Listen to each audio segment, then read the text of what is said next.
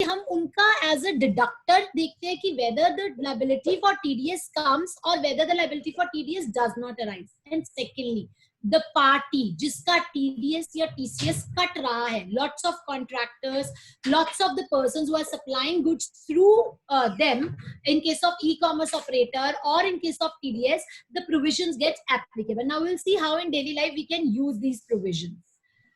सबसे पहले section 51 of deals with TDS.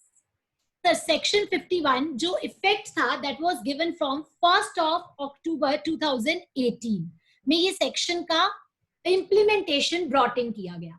मैंने साइड पे ही रेट लिख दिया है. TDS का रेट है 1/2 यानी 1% ईच अगर CGST SGST है और 2% TDS कटता है अगर मेरा IGST होगा.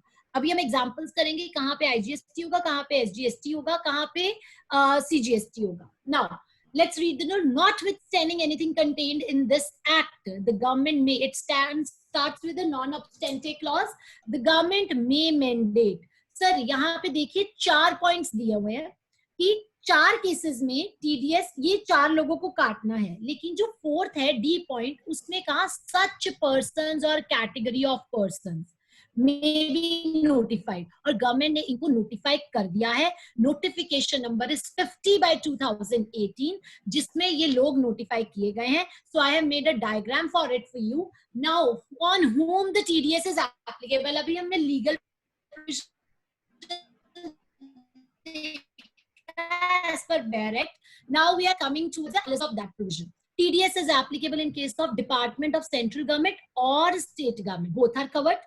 Local authorities. Sir, local authority की अपनी specific definition section 2 clause 69 में दी हुई है.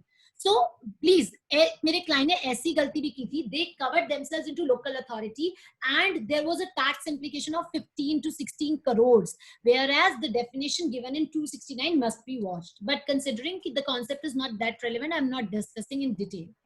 Department of Central Government, State Government, Local Authorities, Government Agencies covered थी. And जो persons notification 50/18 ने किए, those we found in regular workings. ऐसी authority या board जो कि government से establish हुई है, and sir plus दोनों condition fulfill होनी चाहिए. मैंने specifically इससे mention किया, government has specifically come up with the provision की यहाँ पे प्लस है, इसको एंड रीड करना है कि जहां पे गवर्नमेंट की 51% या मोर इक्विटी कंट्रोल होगा. So make sure and the public sector banks and societies, not the all the societies which are under the government control और सेंट्रल गवर्नमेंट और स्टेट गवर्नमेंट और local authority. So public sector undertakings. Now the banks you have to check will be covered into this. PSUs will be covered into it. Now इन सब पे यानी ultimately 3 मुझे ये मिले and 3 मुझे नीचे मिले, तो ये 6 पर्सन टोटल हो गए. मैंने लॉ के प्रोविजन के अकॉर्डिंग मेंशन किए हैं जिनके ऊपर TDS TCS के प्रोविजंस लगेंगे. इन लोगों को TDS काटना है, लेकिन TDS नहीं लगेगा अगर मिनिस्ट्री ऑफ डिफेंस, वैसे तो department of central government state government covered है, but ministry of defence other than annexure, I am not discussing annexure in detail, उनके ऊपर ये प्रोविजंस नहीं लगेंगे. PSU टू PSU, अगर एक PSU दूसरी PSU को कॉन्ट्रैक्ट देगी तो ये प्रोविजंस नहीं लगेंगे. या इन 6 पर्संस में अगर आपस में ट्रांजैक्शन होगी तो भी ये प्रोविजंस नहीं लगेंगे. अदरवाइज ये 6 पर्संस के ऊपर ये TDS के प्रोविजंस एप्लीकेबल होंगे. नाउ इसे गवर्नमेंट किस तरह से करेगी, पहले एक बार वेयर एक्ट पढ़ते हैं. पर्संस हमने पढ़ लिए, मेरे साथ वेयर एक्ट की वर्डिंग्स ध्यान से पढ़िएगा. रेट 1%, नोटिफिकेशन में भी 1% आया, ऑलरेडी हमने डिस्कस कर लिया. टैक्सेबल गुड्स पे लगना है, only on the taxable goods rate लगाना है. टोटल वैल्यू अगर मेरे कॉन्ट्रैक्ट की 2.5 लाख से ऊपर होगी, यानी 2.5 लाख से अगर ऊपर कोई कॉन्ट्रैक्ट होता है तो 2% के हिसाब से या 1% ईच के हिसाब से TDS डिडक्ट किया जाएगा. डिडक्शन कब करनी है, पेमेंट मेड और क्रेडिटेड पे.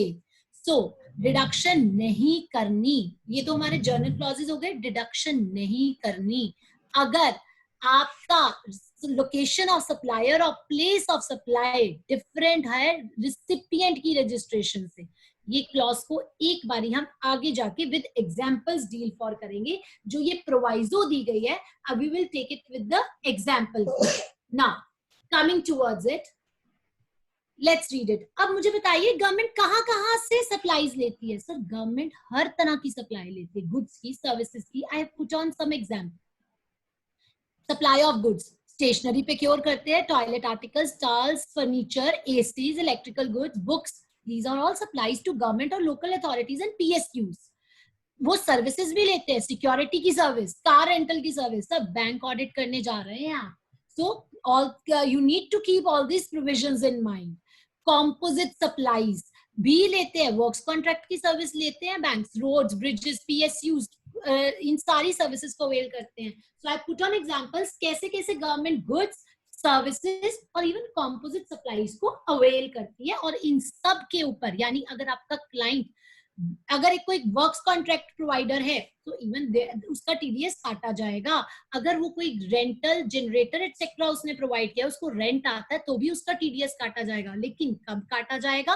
2.5 लाख से ऊपर अगर टोटल कॉन्ट्रैक्ट की वैल्यू है, total value of the contract, चाहे पर मंथ पेमेंट रेंट की मुझे 20,000 आ रही है, 30,000 आ रही है, but 30 into 12 comes to 3,60,000 will get covered into it.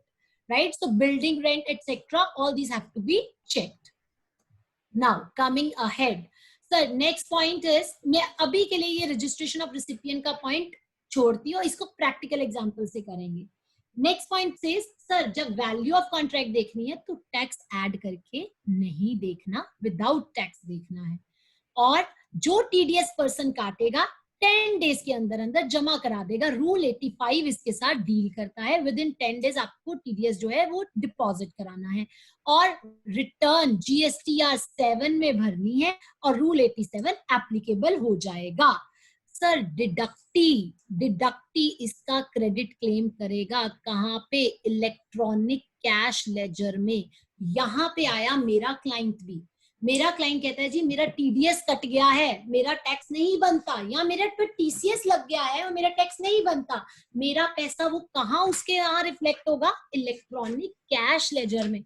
और आप मानेंगे इस इलेक्ट्रॉनिक कैश लेजर का हम रिफंड भी ले सकते हैं या इसको लायबिलिटी से एडजस्ट भी करा सकते हैं जिसमें कि हमने वर्क फॉर किया था.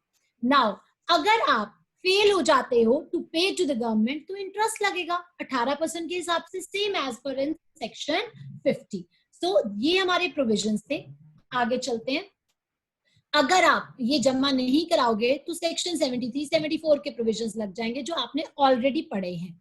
रिफंड, अभी रिफंड पे भी आएंगे. मैंने अभी कहा रिफंड मिल जाता है, देखेंगे किसको मिलेगा, डिडक्टर को या डिडक्टी को, और कैसे मिलेगा.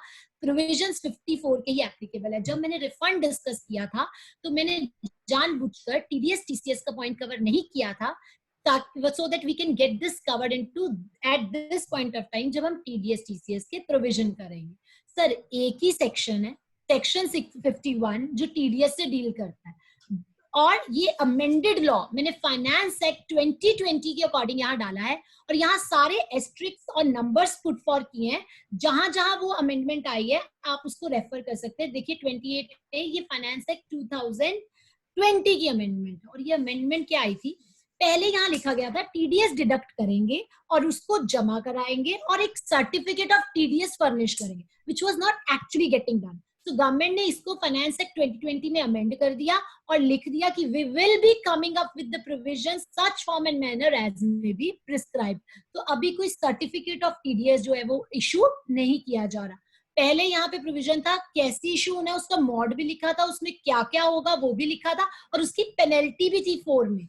तो मैंने ओल्ड लॉ भी यहाँ रिप्रोड्यूस किया है और जो कि with effect from finance act 2020 change हो गया है. So this is the exact amended section 51. Now coming ahead, ये हमने डिस्कस किया. अब हम थोड़ी सी एग्जांपल्स करते हैं, बट उससे पहले एक बारी मैं आपको क्विक लुक दिलवाती हूँ प्रोविजंस के अकॉर्डिंग. टीडीएस लायबल है जी सर, इसलिए क्विक लुक दिलवा रही हूँ क्योंकि अगले आंसर्स मुझे आपने देने हैं. If the value of taxable supply under a contract exceeds 2.5 lakh, only taxable supplies to be seen. Contract value to be seen excluding the GST portion. और जो सप्लाई एग्जेम्प्ट होगी उसके ऊपर टीडीएस नहीं काटना. ये प्रोविजंस कब एप्लीकेबल हुए थे? 1/10/2018 से एप्लीकेबल हुए थे. तो उससे पहले का अगर कोई टैक्स इनवॉइस है तो भी आपके ऊपर टीडीएस काटने की रिस्पॉन्सिबिलिटी नहीं है। बट अगर कोई ऐसा इनवॉइस है जो इशू तो 1/10/2018 के बाद हुआ था बट एडवांस पहले आया था, तो भी आपको काटने की जरूरत नहीं है, क्योंकि आप पेमेंट कर चुके हो, एडवांस वाज ऑलरेडी पेड। अगर आप किसी अनरजिस्टर्ड पर्सन से डील कर रहे हैं तो भी गवर्नमेंट डिडक्टर्स, तो भी पीएसयूज, आपको टीडीएस काटने की जरूरत नहीं है। तो जो पर्सन डील कर रहे हैं उनको भी ध्यान रखना है कि उनका टीडीएस ना कटे। रिवर्स चार्ज में जो रिसिपिएंट कवर्ड है उनका भी टीडीएस नहीं काटा जाएगा। एंड जहां पे सेस कंपोनेंट अगर कोई इन्वॉल्व है किसी तरह की सप्लाई में, तो सेस कंपोनेंट पर टीडीएस नहीं कटेगा, उसका 2% नहीं किया जाएगा। Now let's have a look on this. Contract value 2.5 lakh से ऊपर किसकी देखनी है? टैक्सेबल और एग्जाम सप्लाई मेरी दोनों मिला के 2.5 लाख से ऊपर है, लेकिन मेरा टीडीएस तभी कटेगा अगर टैक्सेबल सप्लाई अकेली 2.5 लाख से ऊपर होगी। यानी अगर मेरी कोई कॉम्पोजिट है जिसमें टैक्सेबल भी है, एग्जम्प्टेड भी है, not composite, I will not say composite, if I have entered into a contract where both the supplies will be provided, so value of only taxable is to be seen. Example लेते हैं, ABC ने health department of government के साथ 3 contract enter किए जो कि waste Bengal की थी, and the value of supply is below 2.5 lakh in case of each contract. Contract कितने एंटर हुए हैं? 3 कॉन्ट्रैक्ट्स हैव बीन एंटर्ड। हर एक कॉन्ट्रैक्ट 2.5 लाख से नीचे था, क्या जीएसटी एप्लीकेबल होगा? No.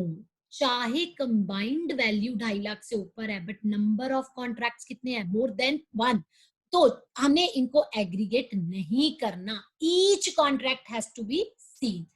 Every registered TDS deductor is required to file the return in form GSTR 7, मैं ऑलरेडी बता चुकी हूँ। 10th को उन्हें डिपॉजिट कराना है। एंड यही कुछ पेनल्टी प्रोविजंस भी है, क्योंकि हमारा टॉपिक पेनल्टी पे भी था तो मैंने साथ ही कवर किया। पीनल प्रोविजंस कहते हैं कि अगर आप नहीं कराएंगे तो मिनिमम 10,000 रुपए या डिलेड फाइलिंग का 100 rupees per day with maximum of 5,000 लगेगी पेनल्टी आपको। और आपको जीएसटीआर 7 में आंचल जी सर।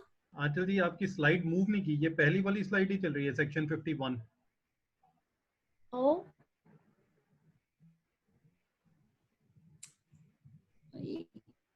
सेकंड सर, इसका मतलब slide share is not going on. Slide share is there, वो पहली नाउ स्लाइड सी सर 51 आप देखिए सर।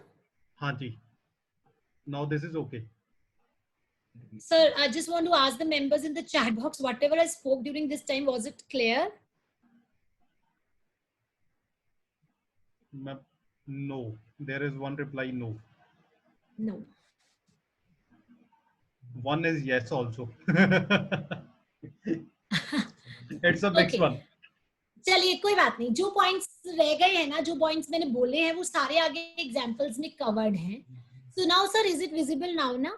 Yes, it मैं is visible, एक बार क्विकली बस समराइज कर देती हूँ। हाँ जी, आप एक बार कॉन्ट्रैक्ट देखना है, एक कॉन्ट्रैक्ट देखना है। ईच कॉन्ट्रैक्ट 2.5 लाख से ऊपर है, टैक्सेबल वैल्यू देखनी है, एग्जम्प्ट की वैल्यू को इग्नोर करना है, जीएसटीआर 7 में इनकी रिटर्न जानी है, और 1/10/2018 के बाद पेमेंट आनी चाहिए, और इनवॉइस भी बाद में होना चाहिए, पेमेंट देनी चाहिए और इनवॉइस भी उसके बाद होना चाहिए, तो ही टीडीएस की प्रोविजंस लगेंगे। एग्जेम्प्टेड निल रेटेड नॉन जीएसटी सप्लाईज पे नहीं लगते ये प्रोविजंस, सेस के कंपोनेंट पे नहीं लगते, रिवर्स चार्ज जहां एप्लीकेबल है नहीं लगते, अनरजिस्टर्ड पर्सन के ऊपर के साथ अगर डीलिंग कर रही हैं कोई भी पीएसयूज या डिडक्टर्स, तो ये प्रोविजंस एप्लीकेबल नहीं होंगे। ईच कॉन्ट्रैक्ट का कॉन्सेप्ट मैंने एक्सप्लेन कर दिया। 2.5 लाख के 3 कॉन्ट्रैक्ट्स हैं, नहीं लगेगा। Each contract must exceed, payment is not to be seen. 2.5 lakh के कॉन्ट्रैक्ट में मैंने एग्जांपल दिया, रेंटल के केस में, बैंक्स के केस में 30,000 रुपए पर महीने का रेंट है, total contract is exceeding 2,50,000, it will get implemented, लग जाएगा TDS. Now coming forward, sir एक प्रोविजन था जो मेन एक्ट में मैंने बोला था यहाँ पे कि अब इसको पढ़ते हैं प्रोवाइजो को। नो डिडक्शन, नहीं करेंगे deduction if the location of supplier and place of supply is in a state, supplier और place of supply state एक स्टेट में है जो कि रिसिपिएंट की स्टेट से अलग है। एग्जाम्पल, 3 पार्टीज, मैं 2 पार्टीज फॉर्म करती हूँ. लेट्स सपोज मैं एक पंजाब के हैं, जो सप्लायर है वो दिल्ली का है, और मैंने उसको कहा भाई काम भी तुमने दिल्ली में ही करना है. तो जो रिसिपिएंट है, जो I am the supplier, the receiver is in Delhi और काम भी दिल्ली का करना है, तो जो रजिस्ट्रेशन ऑफ रिसिपिएंट वो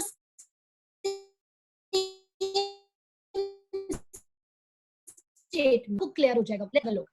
location of supplier and place of supplier in the same state. अगर लोकेशन ऑफ सप्लायर और प्लेस ऑफ सप्लाई अगर सेम स्टेट में होगी, तो मुझे बताइए वो कौन सी तरह की सप्लाई होगी? Intra state. अगर ये इंट्रा स्टेट सप्लाई होगी, सप्लायर भी वहीं का है, प्लेस ऑफ सप्लाई भी वहीं की, इंट्रा स्टेट. टीडीएस में क्या जमा कराएंगे? एसजीएसटी, सीजीएसटी या यूटीजीएसटी. लेकिन अगर लोकेशन ऑफ सप्लायर एक जगह पे है, स्टेट ए में, place of supply state B में है, तो it will be interstate supply, 2% IGST. Location of supplier state A में है, प्लेस ऑफ सप्लाई भी स्टेट बी में है, तो भी क्या लगेगा? टीडीएस. सर यहाँ पे वो मैंने ना यूटी विदाउट लेजिस्लेचर और वो लेके किया, इसलिए 2 एग्जांपल्स बनी हुई है. TDS deduction not required. अब ये नॉट रिक्वायर्ड का पॉइंट, अगर जो मेरा रिसिपिएंट है वो डिफरेंट स्टेट में होगा तो टीडीएस नहीं लगेगा. एग्जाम्पल से देखते हैं. Have a look. पहली सिचुएशन, सर हम इन सिचुएशंस में अज्यूम करके चल रहे हैं कि मेरी कॉन्ट्रैक्ट वैल्यू 2.5 लाख से ऊपर ही है, राइट? नाउ सप्लायर कहाँ का है? कोलकाता का. ऐसे कहूं, मैंने कोलकाता के एक पर्सन को कहा कि कोलकाता में ही मैं भी हूं, वेस्ट बंगाल में ही, कोलकाता में ही आप एक प्रोजेक्ट कर दीजिए जिसकी वैल्यू 2.5 लाख से ऊपर है. अब बताइए इंट्रा या इंटर? इंट्रा. सब कुछ सेम स्टेट में है, place of supplier and the place of supply. Intra. CGST, ST लगेगा, टीडीएस लगेगा, बिल्कुल लगेगा. Now Punjab, government of Punjab ने कहा गुड्स किए दिल्ली के सप्लायर्स.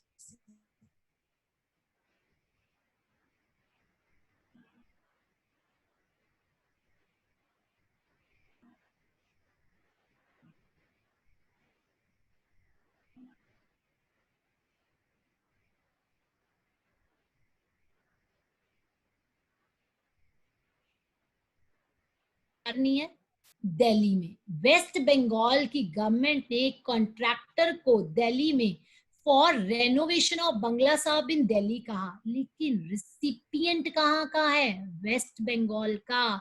यानी रिसिपिएंट, तुम्हारी स्टेट अलग है. दोनों जो लोकेशन ऑफ सप्लायर और प्लेस ऑफ सप्लाई है, इन दोनों से तुम्हारी स्टेट अलग है, तो ये सप्लाई पे तुम्हें टीडीएस नहीं काटना. सर बड़ा लॉजिकल प्रोविजन. आप मुझे बताइए, ये जो पर्सन है ये कहाँ रजिस्टर्ड है? वेस्ट बंगाल में. अगर वो टैक्स जमा कराएगा तो सीजीएसटी, एसजीएसटी जो वो जमा कराएगा वो कहाँ का होगा? वेस्ट बंगाल का. क्या दिल्ली वाला उसका क्रेडिट ले पाएगा कभी भी? No. It is one nation, one tax concept is not applicable in GST, you know. It is one state but different taxes. Her SGST पे नाम लिखा है वो कौन सी स्टेट का है, हर सीजीएसटी पे नाम लिखा है वो कौन सी स्टेट का है. क्योंकि इसको क्रेडिट मिलना मुश्किल था, गवर्नमेंट ने ये प्रोवाइजो इंट्रोड्यूस कर दी कि अगर आपका रिसिपिएंट दूसरी स्टेट में है, जो state place of supplier, location of supplier से मैच नहीं कर रही है, तो देन इन दैट केस आपको टीडीएस नहीं काटना. सर मुझे पूछा गया कि 1 में भी तो डिफरेंट थी. No sir, place of supply Punjab थी, और वैसे भी आईजीएसटी लगेगा, दिल्ली वाला क्रेडिट ले पाएगा, तो यहाँ पे टीडीएस डिडक्शन यस रहेगा, नो नहीं होगा. सो लास्ट केस में जहां दोनों से डिफरेंट अगर उसकी स्टेट ऑफ रजिस्ट्रेशन होगी तो आपका टीडीएस नहीं कटेगा. Sir make sure that the provisions are correctly implemented, because in case of one of our client, what happened? The TDS was wrongly deducted and wrongly deposited in the wrong head, which made the client the deductee was not getting the credit of what was reflecting in his electronic cash ledger, right? Now moving ahead, next पे चलते हैं. So many examples for you, एक एक करके देखते हैं so that the concept gets cleared. Finance department है sir, answer मत देखिएगा, क्विकली मैं आपसे रिव्यूज लूंगी, चैट बॉक्स ज्यादा नहीं पढ़ पाऊंगी. A few queries are there, sir. We will surely take the queries after the session because otherwise we will not be able to finish it up. Finance, चलिए यहाँ से देखते हैं. फाइनेंस डिपार्टमेंट है, 3 लाख की पेमेंट कर रहा है प्रिंटिंग एंड स्टेशनरी के लिए. टीडीएस लगेगा? यस. 3 लाख से ऊपर कॉन्ट्रैक्ट है, printing and stationery taxable service है, लगेगा. एजुकेशन डिपार्टमेंट है, 5 लाख की सर्विस ले रहा है, बुक्स प्रिंट करा रहा है, पोस्ट कार्ड्स प्रिंट करा रहा है. बुक्स की वैल्यू 2 लाख और जो पोस्ट कार्ड्स है 3 लाख. सर आपको पता है बुक्स जो हैं वो एग्जम्प्ट हैं, एग्जम्प्ट की वैल्यू इंक्लूड नहीं करनी, सिर्फ देखेंगे पोस्ट कार्ड्स. 3 लाख के हैं, यस, वो 3 लाख के हैं, 2.5 लाख से ऊपर है, लग जाएगा, राइट. लेकिन अगर आप इसमें अगर चलिए नेक्स्ट में, ज्यादा I don't want to complicated. Finance department ने 1.5 लाख की पेमेंट की to a supplier of car rental, will it be applicable? बताइए. Finance department is making a payment of 1.5 lakh to supplier of a car rental service. Sir 2.5 lakh से नीचे है, नहीं लगेगा. Health department executed a contract with the medical grade oxygen 2.6 lakh including GST. 12% rate है, तो क्योंकि ये 12% रेट है, अगर मैं वैसे बिना जीएसटी के वैल्यू देखनी है, it is going below 2.5 lakh, नहीं लगेगा TDS. Municipal corporation of Kolkata ने एक हेवी जनरेटर परचेज किया. परचेजिंग भी तो कवर्ड है, सप्लाई भी कवर्ड है, गुड्स भी कवर्ड है, सर्विसेज भी कवर्ड है. 5 लाख की पेमेंट की, आईजीएसटी 18% पे 5 लाख पे लगा, क्या डिडक्शन की जाएगी? यस. जो उसने जो हेवी जनरेटर परचेज किया है 5 लाख की पेमेंट कर रहा है, 18% आईजीएसटी है, deduction of 2% will be made. It is an interstate supply. Next, fisheries department ने 10 लाख की पेमेंट की एक कॉन्ट्रैक्टर को.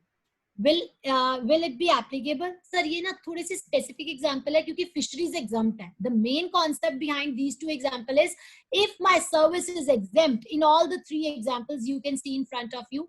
If my services are exempt, TDS is not applicable. Health department ने, सर ये पॉइंट इस टाइम पे कोविड-19 में when lots of supplies will be going to the government and specifically we have to check whether the supply is exempt or not and then the provisions will get applicable. Hearing aids the 10 lakh ki, this supply is again exempt and will not be covered for the TDS purposes. So ye kuch examples I have quoted. I hope the concept is clear with the examples. Can I see yes or no in the chat box? Is my voice not coming properly? Voice is clear, ma'am. Okay. So वो कोई पहला message हो. Okay. So I think so we are clear about the concept. So many yes I have got. Let's move ahead. Now अब हमने provision समझ लिया. अब हम इनकी जरा registration भी देख लेते हैं. आपको पता है टीडीएस डिडक्टर को सेपरेट रजिस्ट्रेशन करानी है और ये कंपल्सरी रजिस्ट्रेशन सेक्शन 24 क्लॉज 6 में कवर्ड है. जिन लोगों को टीडीएस काटना है उन्हें एज अ टैक्स डिडक्टर करानी है. हमने एग्जांपल ली, मेरी अदरवाइज रिसीट्स 15 लाख की हैं, बट क्योंकि मैं कवर्ड हूं इसमें टीडीएस में, I have to get the registration done. और this registration can be PAN based और टैन बेस्ड. सर ये इसलिए क्योंकि बहुत सारे गवर्नमेंट डिपार्टमेंट्स ऐसे हैं जिनके पास नंबर नहीं था पैन का, so they made it PAN based और टैन बेस्ड एनीवेज. तो यहाँ पे मैंने कुछ स्क्रीनशॉट्स भी रखे हैं सो दैट हमें प्रैक्टिकली भी पता लग जाए. न्यू रजिस्ट्रेशन में एज जैसे आप सारी रजिस्ट्रेशंस में करते हो, but you see I have a PAN number, I have a TAN number. So both the options have been given in case of TDS deductors कि आपको किस तरह से रजिस्ट्रेशन में दोनों में से आप कोई भी ऑप्शन यूज कर सकते हैं.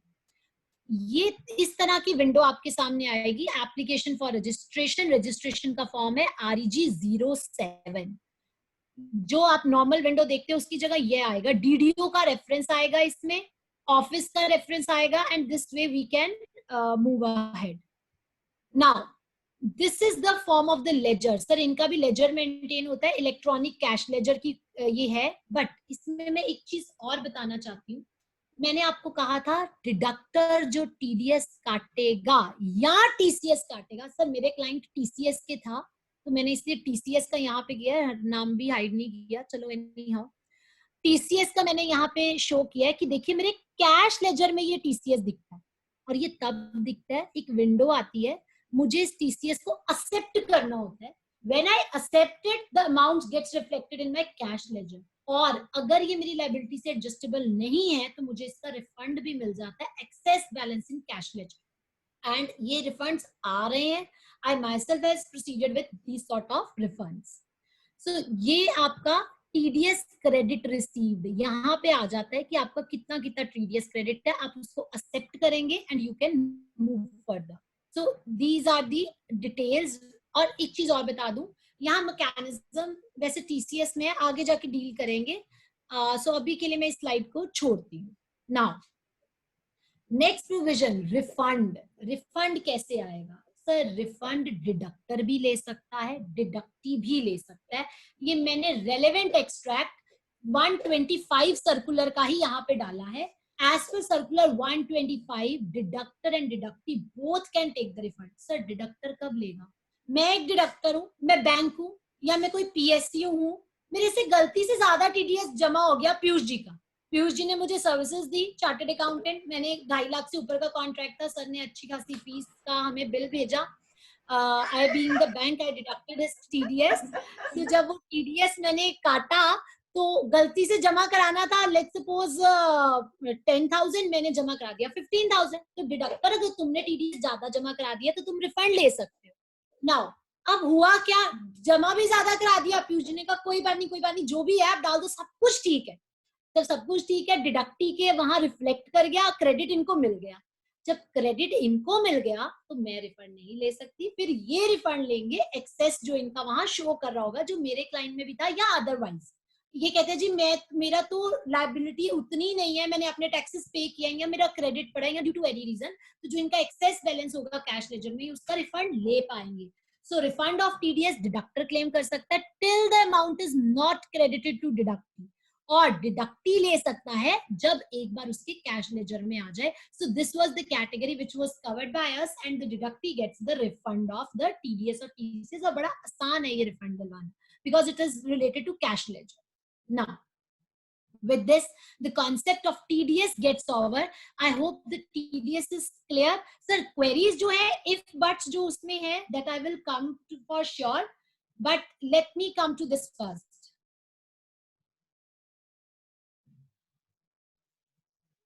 Is the concept clear? चलिए, मनिंदर जी ने कह दिया है यस, सुनील जी ने भी. So let's move ahead a bit. I hope it is clear. So जो बैंक्स के रिलेटेड क्वेरीज है मैं सारी टेकअप करूंगी. मुझे पता है आपकी ब्रांच ने टीडीएस टीसीएस का टॉपिक रखा ही इसलिए है क्योंकि उनको पता था सीएस का टीडीएस डिडक्ट होने वाला है, और अभी हमें बैंक ऑडिट्स करने जा रहे हैं, वैसे भी पास तो आपको दिलवा ही रहे हैं वो, राइट? चलिए मूविंग अहेड. टीसीएस सर हम शायद ई कॉमर्स ऑपरेटर वालों से कम डील करते होंगे, but lots of our clients are getting their TCS collected by the e-commerce operator. वो हमें बड़े आराम से मिल जाते हैं. one of my client वो meditation रेकी का काम करते हैं, and they have registered with Flipkart for the selling of their products. He has registered with some other services to provide the meditation related services and other medication services. So उन लोगों के point of view से भी हम discuss करेंगे और e-commerce point of view से भी discuss करेंगे कि section 52 के provisions कैसे लगेंगे. सर लॉ पढ़ने से, चलिए लॉ से ही पढ़ते हैं. सर ये प्रोविजंस भी 1/10/2018 से आए, नोटिफिकेशन 51/2018 ने इसको इंट्रोड्यूस किया. वहां पे रेट क्या था? वहां पे रेट था 1% ईच. यहाँ रेट मैक्सिमम लॉ में तो 1% दिया है, but the rate notified is 0.05% और इंटू 2 यानी 1%. किस पे लगना है ये सारे पॉइंट्स हम आगे जाके, मैंने ये इस सेक्शन को इजी करने के लिए we have taken it in the form of diagram, right? So let's move to the diagram. इसका रूल 85 है. डायग्रामेटिक प्रेजेंटेशन पे चलते हैं. Here it is. Sir this is the case, this is by receiver customer, this is the supplier. इसमें 3 parties involve होती हैं, राइट? Now it is Zomato वाले ने इसको सप्लायर रेस्टोरेंट वाला ये है, Zomato is the e commerce operator और वो रिसीवर को सप्लाई कर रहा है फूड। रिसीवर पेमेंट ई कॉमर्स ऑपरेटर को देगा तो टीसीएस के प्रोविजन लगेंगे। सर मेक श्योर टीसीएस के प्रोविजन तभी एप्लीकेबल होंगे if the payment is collected by the e commerce operator. अब किस वैल्यू पे लगेंगे? The word uses net value of taxable supplies. Net value का क्या मतलब है? ई कॉमर्स ऑपरेटर जोमेटो, तुम जो भी पैसा लोगे माइनस जो तुमने पैसा वापस कर दिया, ये नेट का मतलब है रिटर्न टू द सप्लायर जो गुड्स। सर क्योंकि ई कॉमर्स वालों में बहुत रिटर्न होती है, जरा अपने आप से भी पूछेगा कितने प्रोडक्ट फ्लिपकार्ट से आए, अमेजोन से आए, खाना आया और हमने वापस भेजा। सो मेरे को काउंट ना करिएगा, I am do very less transactions on e commerce, right? So coming towards it back, net value of taxable supplies में हमने बहुत सारे रिटर्न किए। सो जो ई कॉमर्स ऑपरेटर है उसको नेट वैल्यू के ऊपर 1% का टीसीएस जो है वो इसकी पेमेंट से काट के सप्लायर को पेमेंट करनी है, राइट? सो क्या निकल के आया? 1% net value of taxable supplies. The word again here is taxable. Exempt supplies को include नहीं करना, as we did it in case of the TDS. Now, deposit कराना है गवर्नमेंट के पास 10th of the next month, उसमें भी 10th थी, यहाँ भी 10th है, जीएसटीआर 7 वहां था, जीएसटीआर 8 वहां है, पैसा इसमें भी कहाँ शो होना है? इलेक्ट्रॉनिक कैश लेजर में। अभी अभी मैंने आपको स्क्रीनशॉट दिखाया है। एनुअल रिटर्न इनकी 9B में जाती है, रूल 80 लगता है। So simple provisions, the procedural provisions. Additional power, sir इसमें एक पावर एडिशनल दी गई है ऑफिसर को कि अगर वो कोई भी इंफॉर्मेशन मंगवा सकता है ई कॉमर्स से कि कितने गुड्स की सप्लाई हुई। अगर आपको याद होगा मोदी साहब ने बड़ी बारी कहा हमें सब कुछ पता है, किसने रोलेक्स की घड़ियां खरीदी, किसने क्या किया। So they have the power to call for the additional information, the supplies, कितने डोमिनोज के पिज्जास खाए हैं और कितने कपड़े फ्लिपकार्ट से मंगवाए हैं। So they can call for any information supplier के रिगार्डिंग भी। Stock of goods are held by supplier, supply of goods effected through e commerce operator, ये दोनों इंफॉर्मेशन मंगवा सकते हैं। यहाँ पे मैंने पेनल्टी भी मेंशन की है कि कितनी पेनल्टी लग सकती है और 15 दिन में हमें ये इंफॉर्मेशन फर्निश करनी है, right? Following the next provision. Sir ये प्रोविजन क्या है मैं आपको सिंपली समझाती हूँ। आप देखिए ई कॉमर्स ऑपरेटर वाला सप्लाई फर्निश करता है जो उसके थ्रू हुई है अपनी रिटर्न में, सप्लायर भी करता है जो सप्लाई उसने ई कॉमर्स ऑपरेटर के थ्रू की है। तो गवर्नमेंट कैन मैच बोथ। आपको डिस्क्रिपेंसीज फॉरवर्ड की जाएंगी कि उसने तो इतनी सप्लाई दिखाई है, आपने इतनी दिखाई है, आपको टाइम पीरियड दिया जाएगा कि आप उसको ठीक कर लीजिए, रेक्टिफाई कर दीजिए, इंटरेस्ट के साथ पे कर दीजिए एंड सो ऑन। तो ये जितने भी सेक्शंस है, this diagrammatical representation is according to that. Considering कि हम ई कॉमर्स वालों का ज्यादा काम नहीं कर रहे हैं तो मैं इसको ज्यादा यहाँ पे इलैबोरेट नहीं करी, but I have made a diagrammatic representation. And secondly वो पर्सन भी अपनी रिटर्न्स ध्यान से भरे। सर जब भी आप अपने क्लाइंट की रिटर्न भरें उससे जरूर पूछ लीजिएगा कि फ्लिपकार्ट अमेजोन के थ्रू जो सप्लाईज हुई हैं वो बुक्स में अकाउंट फॉर जरूर हो। There are lots of persons who are these days making supplies through the e-com operators. Now, moving ahead, these are the definition of e-commerce, यानी जो हमें डिजिटल और इलेक्ट्रॉनिक प्लेटफॉर्म प्रोवाइड करते हैं। Sir e-commerce का concept अगर GST में समझना है ना, I have given a diagram in the next slide from where you can get it. This is again वो ये सब वही है कि गुड्स है, इससे इसको जाएंगे, जोमेटो को पेमेंट करनी है।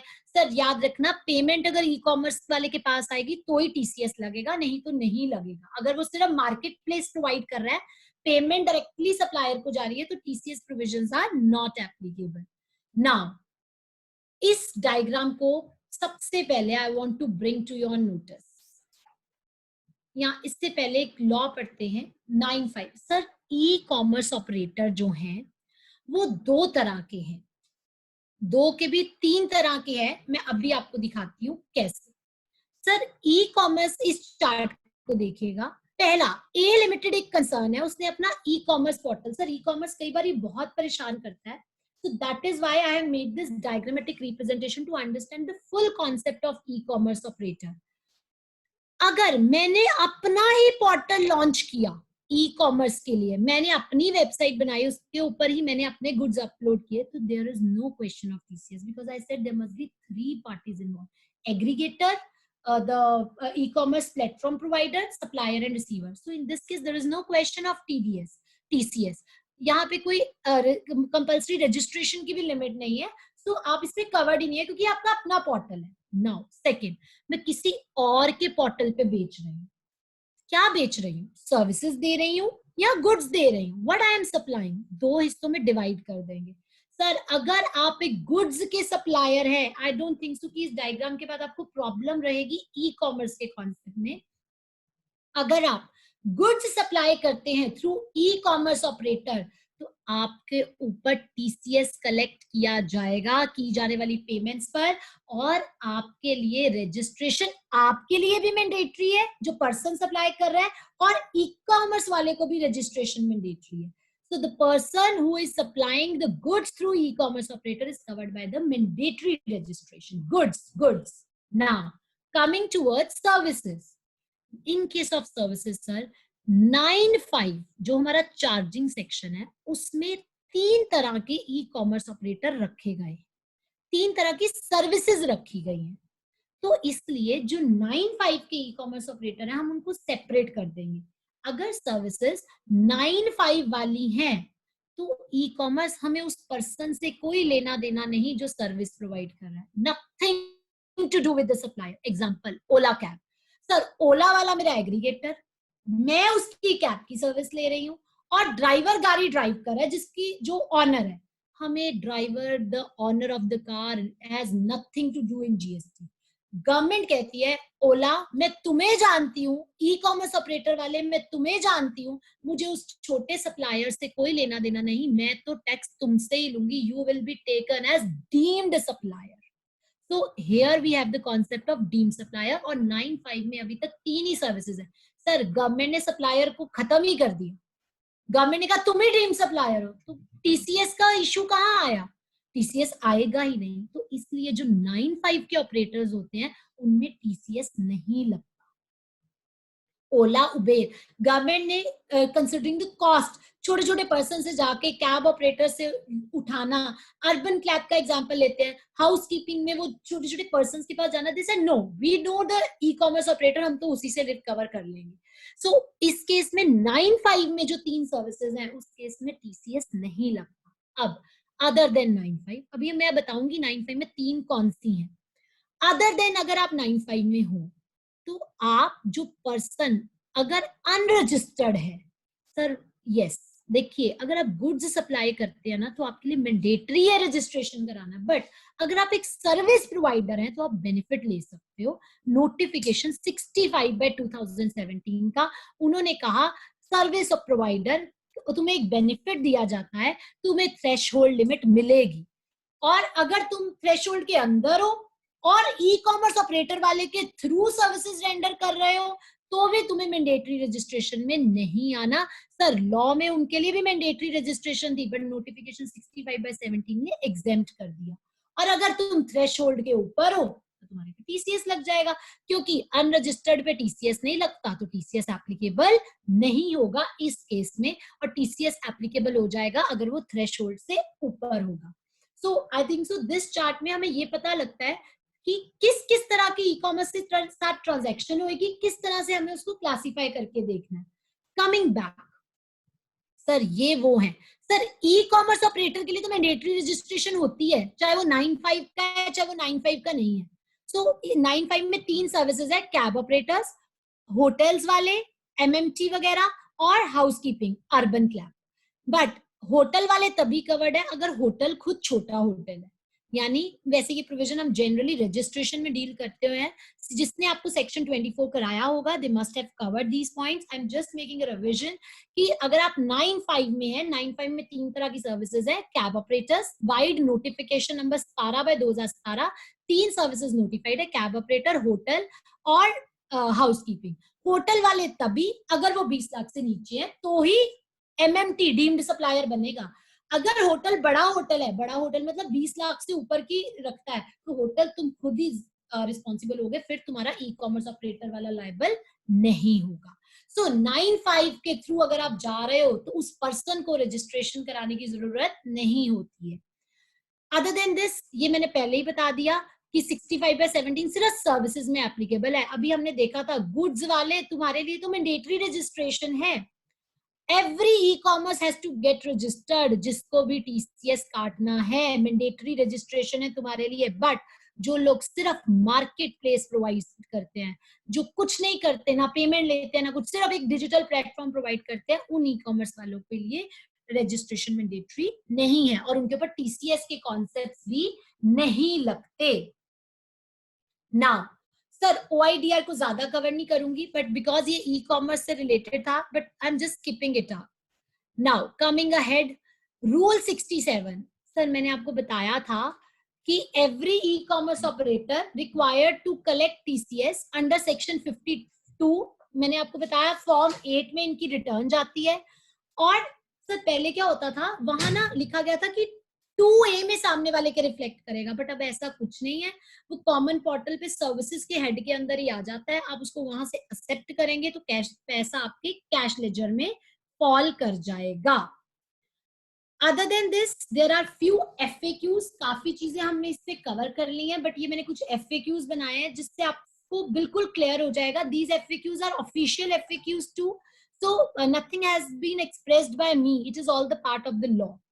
Since such suppliers, ये मैंने पहले ही आपको कॉन्सेप्ट कर दिया है। सर अगर कोई फॉरेन ई कॉमर्स ऑपरेटर है और वो कहता है जैसे कि मेरा तो यहाँ पे प्लेस ऑफ रजिस्ट्रेशन ही नहीं है, तो इवन देन उसको टीसीएस काटना है, चाहे उसकी फिजिकल प्रेजेंस ना भी हो। Online services, that is why I put the concept of OIDR. Is it necessary for e-commerce operator who are already registered under GST to get the registration? Yes. They are liable to obtain the separate compulsory registration. At what time should the e-commerce operator collect the TCS? Sir, the TCS is to be collected once the supply has been made through e-commerce operator. मैंने पहले कहा अगर मुझे payment आती होगी तो ही मैंने आगे देनी है, नहीं तो मेरे ऊपर टीसीएस के प्रोविजंस नहीं लगेंगे। एग्जाम सप्लाईज पे टीसीएस नहीं लगता, अनरजिस्टर्ड पर्सन के साथ टीसीएस नहीं लगता। Now please answer me a query, I want to see it in the chat box. Composition suppliers के केस में whether the TCS provisions will be applicable, yes और no? And please reply it for both TDS as well as TCS. composition supplier के case में whether TDS TCS provisions are applicable, you have already done composition dealers. Can I have the answers please?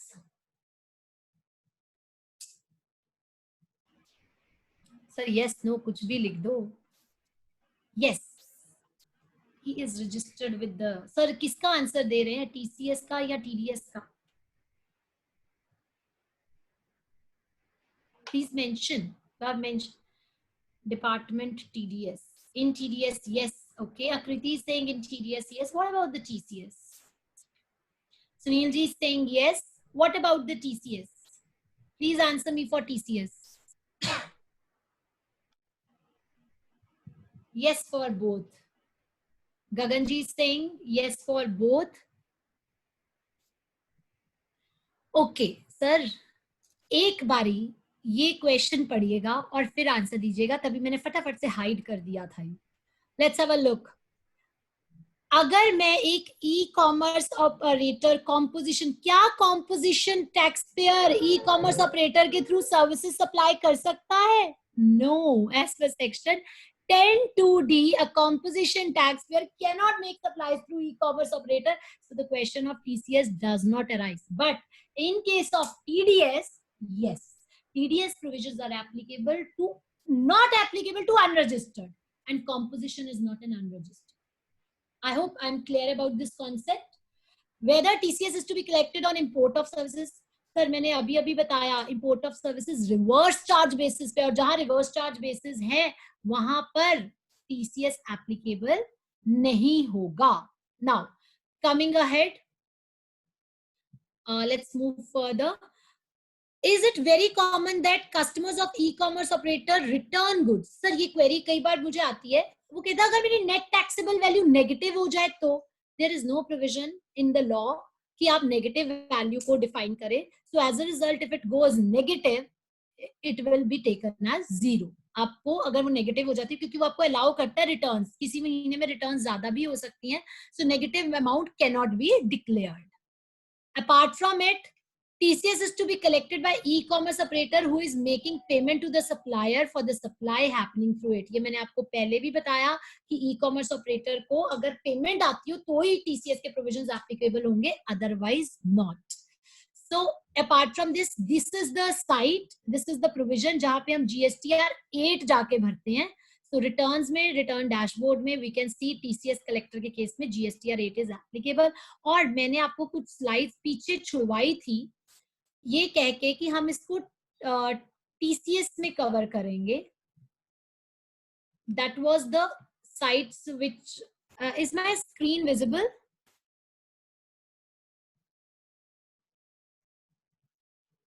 Is my screen visible? Yes ma'am, it's visible. Okay. So मैं इसको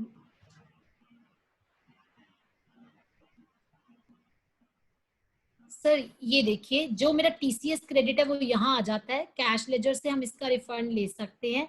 यहाँ पे collector की GSTIN की detail आती है. मैंने आपको कहा था मैचिंग होती है. Gross value, supplies, net value, everything is shown. Amount of tax collected by the e-commerce operator. So government matches it. So make sure कि आप जो भी आप सप्लाई थ्रू ई-कॉमर्स ऑपरेटर कर रहे हैं that must be shown in your return of income. क्योंकि sir ये जो पर्सन्स होते हैं ना कई बार ये कहते हैं हमारी तो कैश की सप्लाई है, हमने बिल काटा नहीं काटा. So make sure whatever the supplies, whatever the receipts they are getting in their bank account from Flipkart और through e-commerce operator must be reported. So with this the TCS concept is also over. I hope I am clear with the concept so that we can move ahead to this penalties portion.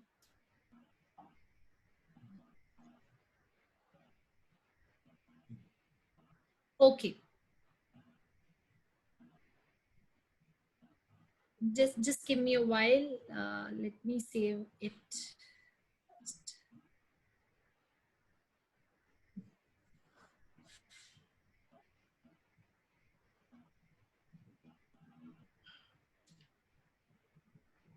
Okay.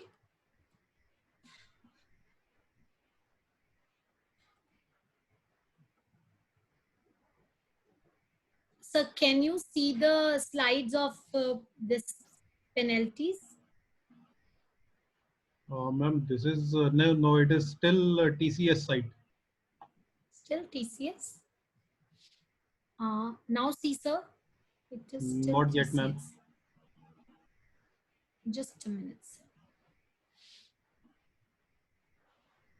So if you can, I just share it again, sir. You have stopped sharing. Sir, वो automatically हो गया. मैंने वो document बंद किया ना. Okay, now yes, it is started. It has started. Okay. Sir, hope the lecture is not getting over. ऐसा तो नहीं लग रहा कि आज बहुत heavy सा हो गया. Ma'am, members are enjoying as per chat box. You can have a fair idea about that. There is a query regarding TDS in chat box. Sir, I just request you, let me finish up with the penalties because I don't want to linger. बाकी जितनी queries होंगी penalties के बाद I will surely take up for both the topics. क्योंकि I have 1 hour and I want to finish up the penalties and I don't want to miss any provisions relating to it. So if you permit, can it be possible? Yeah, very much possible, ma'am. Members, Achal will be taking up queries at the end, as we have decided that 1.5 hour will be total session and then 30 minutes for queries. He will be taking queries. Sir, जितना मर्जी time आप कहेंगे, I am here for you. I am here for the members. So let me finish the topic first. So then we will move to the queries part. Thank you, right? ma'am. Please continue. The pleasure on mine, sir. Let's have a look on it. Sir, पहले मैं बता दूं, section 122 से, just a minute, sir. Section 122 से लेकर section 138 तक जो sections हैं वो डील करते हैं ऑफेंसेस एंड पेनल्टीज के साथ, जिसमें not only the penalties are covered but also the punishments are covered. Sir अब इसकी नीड कहाँ आती है? क्लाइंट का फोन आता है, मेरा माल पकड़ा गया है जी। मुझे तो इतने फोन आते हैं, शायद दिन में 36 फोन आ जाते हैं जी, हमारा अभी तो चलो इट इज कोविड-19, किसी का भी माल पकड़ा जाए तो कौन वो ना इतनी पेनल्टी लगा रहा है, आप प्लीज ऑफिसर से बात कर लीजिए। अगर मुझे पेनल्टी पता होगी तो ही तो छुड़वाऊंगी। If you know the penalty provisions, only then you will be able to talk to the officer. And क्योंकि ऑफिसर तो सर जो नहीं भी हो सकता ना वो भी बोलता है 100% confiscate कर लूंगा, मार्केट प्राइस के अकॉर्डिंग लगना चाहिए, etc etc. So where the penalty provisions come into picture, penalty provisions come into picture when the officer says or the party says जी मेरा माल पकड़ा गया है, and it is very very common, and especially when so many bogus billing cases have been found. So in that case also the penalties and the punishments come into picture. I just want to narrate an incident. A party came to me that he has got a notice from the department and is they have summoned him and called him. So what was his first question? Instead of sharing the details, the first question he asked me, मुझे सजा कितनी देर की होगी, उसके according decide करूंगा कि मुझे भागना है, रहना है कि क्या करना है. So this is where the penalty proceedings come into picture. Now, so considering all these points, आज हम सब कुछ देखेंगे कि क्लाइंट को डराना कैसे है और डरे हुए को बचाना कैसे, right? So we will learn some remedies also, although I'm not a criminal expert that the other lawyer can guide you more in case of punishments, but considering the bogus billings and all these provisions become very very applicable. And sir, why these penalty provisions are brought in law? अगर डर नहीं होगा ना तो कोई law को comply भी नहीं करेगा.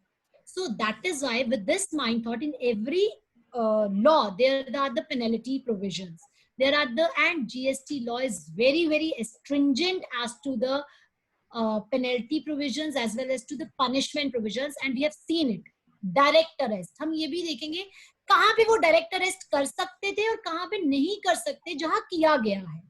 So moving towards it, मैंने आपको कहा सेक्शन 122 से स्टार्ट होता है और 138 तक जाता है. तो सेक्शन 122 सबसे पहले, सर थोड़ा मेरे साथ बने रहिएगा, याद करना कई बार थोड़ा मुश्किल लगता है, तो मैंने इसको इजी डायग्रामेटिक फॉर्म में प्रेजेंट किया है. ये एक टैक्सेबल पर्सन है.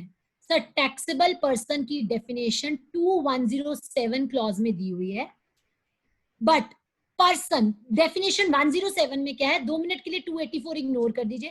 Person liable to be registered under section 22 और 24, बस लायबल टू बी रजिस्टर्ड, यानी चाहे मैं रजिस्टर्ड हूं. पर्सन का मतलब कोई भी, 284 कहते हैं कोई भी, individual, HUF company, all are covered. So person चाहे तुम रजिस्टर्ड हो, स्पेसिफिकली यहाँ पे रजिस्टर्ड पर्सन नहीं डाला. क्यों? अगर एक पर्सन को जरूरत थी रजिस्ट्रेशन लेने की और उसने नहीं ली, वो भी तो पेनल्टी में आएगा ना, रजिस्ट्रेशन लेने की penalty. So that is why they have specifically mentioned here, if a taxable person जिसको लायबल था रजिस्टर होने के लिए, चाहे हुआ चाहे नहीं हुआ, अगर तुम नीचे लिखे गए कोई भी 21 ऑफेंसेस करते हो तो then you will be liable to the penalty. कितनी पेनल्टी लगेगी? 10,000. सर एक बात मान के चलना, 10,000 की पेनल्टी तो पूरे सेक्शंस में ही मिलेगी. मिनिमम पेनल्टी है जीएसटी में 10,000 की. पेनल्टी ऑफ ₹5,000, वो लेट फी वगैरह की अभी बात नहीं कर रही हूँ. नॉर्मली पेनल्टी की जो हम प्रोविजंस करने जा रहे हैं, यू विल सी मिनिमम. मैंने मिनिमम इसलिए बोला ताकि आपको याद रहे, यहाँ वर्ड हायर है. 10,000 और जितना टैक्स तुमने चोरी किया, टैक्स इवेडेड, सिंपल लैंग्वेज में. फिर हम लॉ की लैंग्वेज में देखते हैं भाई 10,000 या जितना टैक्स इवेड किया, विच एवर इज हायर. अगर 5,000 या 6,000 इवेड किया तो भी 10,000 देना ही पड़ेगा. सो पेनल्टी की form and penalties in addition to tax and interest. Now क्या टैक्स, क्योंकि सर ये जो 21 ऑफेंसेस है ना, इसमें कौन कौन कवर्ड है? सप्लायर भी कवर्ड है, जिसने टैक्स भरना था, जिसने इनपुट लिया वो भी कवर्ड है, जिसने टीडीएस काटा जमा नहीं कराया, टीसीएस काटा जमा नहीं कराया, या काटा ही नहीं या जमा नहीं कराया, या जिसने इनपुट क्रेडिट ले लिया, या जिसने रिफंड गलत ले लिया। तो इसलिए जो अमाउंट है उसमें ये सारे प्रोविजन है, tax evaded, input tax credit, TCS, TDS, refund गलत क्लेम कर लिया, सो उसका 100%। अब सोचिए, पर्सन ने टैक्स भी देना है, इंटरेस्ट भी देना है और पेनल्टी भी देनी है, and the penalty amount is 100% of the tax which has been evaded, or the input tax credit which has been wrongly claimed, or the refund that has been fraudulently taken, whichever is higher, वो आपको इस 21 offences के लिए penalties देनी है। Now coming towards it, list of those 21 offences. Sir ध्यान से देखेंगे, क्योंकि ये ऑफेंसेस जो 21 है ना, इसमें से कुछ ऑफेंसेस हम सेग्रीगेट भी करेंगे आगे जाके। सिंपल लैंग्वेज में बताऊंगी, मैंने इनवॉइस नहीं दिया, गुड्स भेज दिए बिना इनवॉइस के, या सर्विसेज रेंडर कर दी without invoice, so I made invoice नहीं दिया, sir it is considered as a grave offence. और इश्यूज एन इनकरेक्ट और फॉल्स इनवॉइस, इनवॉइस नहीं दिया ना, तो आपको इस सेक्शन में आना पड़ेगा। सेकंड, इनवॉइस तो दे दिया गुड्स और सर्विसेज के बिना, bogus bill, even then you are covered. आपने ध्यान से देखना, आपके क्लाइंट ने 3 महीने से रिटर्न नहीं भरी, 3 भी नहीं भरी, अब तो वैसे भी नंबर कैंसिल होने का प्रोविजन है 2 महीने के बाद, बट स्टिल एक ही मंथ में अगर वो पूरा जो आपको पता है एसओपी आ चुका है, but if you fails to pay to the same to the government beyond the period of 3 months, आपने टैक्स कलेक्ट किया, the word here is tax, आपने टैक्स कलेक्ट किया और आपने गवर्नमेंट को जमा नहीं कराया 3 महीने से, सर गवर्नमेंट इसको एक ग्रेव ऑफेंस मानती है। गवर्नमेंट कहती है आप दूसरे का पैसा 3 महीने से ज्यादा अपने पास रख रहे हो, जमा नहीं करा रहे हो, मैं आपको पेनल्टी लगा दूंगी। सर अभी हम वो पेनल्टी प्रोविजन कर रहे हैं जिसमें 100% है, राइट? आपने कोई टैक्स कलेक्ट किया इन contravention of the provisions of this act, sir ऊपर क्या था, अमाउंट ठीक था, राइट? इसमें मैंने टैक्स ही गलत कलेक्ट किया, और आपको पता है अगर आपने कुछ ऐसी रिकवरी कर लिया which is in the name of tax, तो भी आपको उसको गवर्नमेंट को जमा कराना होता है, जिसको हम अमाउंट रेफर करते हैं। तो दोनों प्रोविजंस कवर्ड है, आपने 3 महीने हो गए बट आप उसको डिपॉजिट नहीं करा रहे हो, तो आपको यहाँ पे पेनल्टी देनी पड़ेगी। नेक्स्ट पॉइंट, पॉइंट नंबर 5, आपने टीडीएस काटा, जमा नहीं कराया। पॉइंट नंबर 6, टीसीएस काट लिया, फेल्स टू डिडक्ट, अगर आपने डिडक्ट भी नहीं किया और उसको डिपॉजिट नहीं कराया, फेल्स टू पे, या शॉर्ट डिडक्ट या शॉर्ट पेड किया, इन दोनों केसेस में, तीनों केसेस में आप टीडीएस और टीसीएस में लायबल हो जाओगे। सर अगला पॉइंट जरा ध्यान से देखिएगा, takes, the word is takes और utilises ITC without actual receipt of goods or services, or both, either fully or partially, in contravention of the provisions of this act. आपने input tax credit अभी सिर्फ avail take किया है, आपने अभी तक utilise भी ना किया हो, द वर्ड इज टेक्स, आपको एक्चुअल में गुड्स नहीं आए और आपने टेक कर लिया, even then you are liable for the penalty. So that is why I have highlighted the word takes. Utilises तो बाद की बात है, और यूटिलाइजेस है, तो अगर आपने टेक भी कर लिया यू विल बी कवर्ड। आपने कोई रिफंड फ्रॉडुलेंटली ले लिया, आप एक आईएसडी हैं, आपने गलत क्रेडिट डिस्ट्रीब्यूट कर दिया, आपने अपने फाइनेंशियल रिकॉर्ड्स को फॉल्सिफाई कर दिया, या आप रजिस्ट्रेशन नहीं ली, where were you were liable, जो ही मैंने पॉइंट आपको सबसे पहले बताया था कि उसने पर्सन, टैक्सेबल पर्सन लिखा है, liable to be registered but not registered, furnishes any false information while registration, for example मेरे एक गोडाउन है, एडिशनल प्लेस ऑफ बिजनेस है, मैंने डिस्क्लोज ही नहीं किया, सर पार्टी बहुत बारी फोन करके पूछती है मेरी ये जगह है, अभी मैं यही डिस्क्लोज कर देता हूँ, sir it also leads to penalty. Now आपने किसी ऑफिसर को उसकी ड्यूटी करने से रोका, आपने कोई ट्रांसपोर्ट गुड्स किए, transporter is also covered, transports any goods without the cover of documents, आपने कोई टर्नओवर हाइड की, आपने कोई बुक्स मेंटेन या अदर डॉक्यूमेंट्स मेंटेन नहीं किया। Sir please tell me what is the retention period of books under GST? Oh, the slides are not moving. Can you all please see the slides? Yes, that slide is working, ma'am. That is an old message. Old message. Okay. Yeah, I am getting the answer. 72 months, 6 years. Yes. 6 years from where, sir? Please tell me 6 years from? Date of filing annual return. Yeah, correct. Annual return. चलिए, तो अगर आपने वो record maintain नहीं किया या आपने कोई डॉक्यूमेंट्स मेंटेन नहीं किए, the supplies, transports any goods, अगर कोई पर्सन को पता है these goods are liable for confiscation, तो in all these cases आपको पेनल्टी लगेगी अगर आपने कोई मटेरियल एविडेंस डिस्ट्रॉय कर दिया है या आपने कोई गुड्स टेम्पर कर दिए हैं, डिस्पोजेस ऑफ और tampers with any goods which are detained, seized और अटैच्ड. सो इन सब केसेस में what was the penalty amount? 10,000 or 100%, whichever is higher. Coming further, 122(1)(a), any person who retains the benefit of, sir, this is an amendment which has been made by the Finance Act 2020. आप लोगों ने शायद वो bogus billing का case सुना होगा जिसमें person ने रजिस्ट्रेशन जो ले रखी थी वो रिक्शा वालों के नाम पे ले रखी थी and he used to pay them 5,000 per month. So now those persons will also get covered. Any person who retains the benefit of a transaction covered under clause 1, 2, 6, 1, 2, 7 और 9. सर ये वही पॉइंट्स हैं जहां पे बोगस इनवॉइस के बिना goods के बिना invoice and so on. And at whose instance such transaction is conducted, ये सबको पता है. अगर वो ये कह देता है जी मैंने तो मिस्टर एक्स के कहने पे ये काम किया था, तो then that person will be also covered. आपको पता है इसके ऊपर इनकम टैक्स में भी section 271(8) has been introduced. So 271(8) के प्रोविजंस देख लीजिए, 122(1)(a) के प्रोविजन देख लीजिए. And if party ask you for any such thing, तो पहले ही कह देना जी मैं तो नहीं जानता या मैं नहीं जानती, ना ही मेरे से इस बारे में बात की जाए.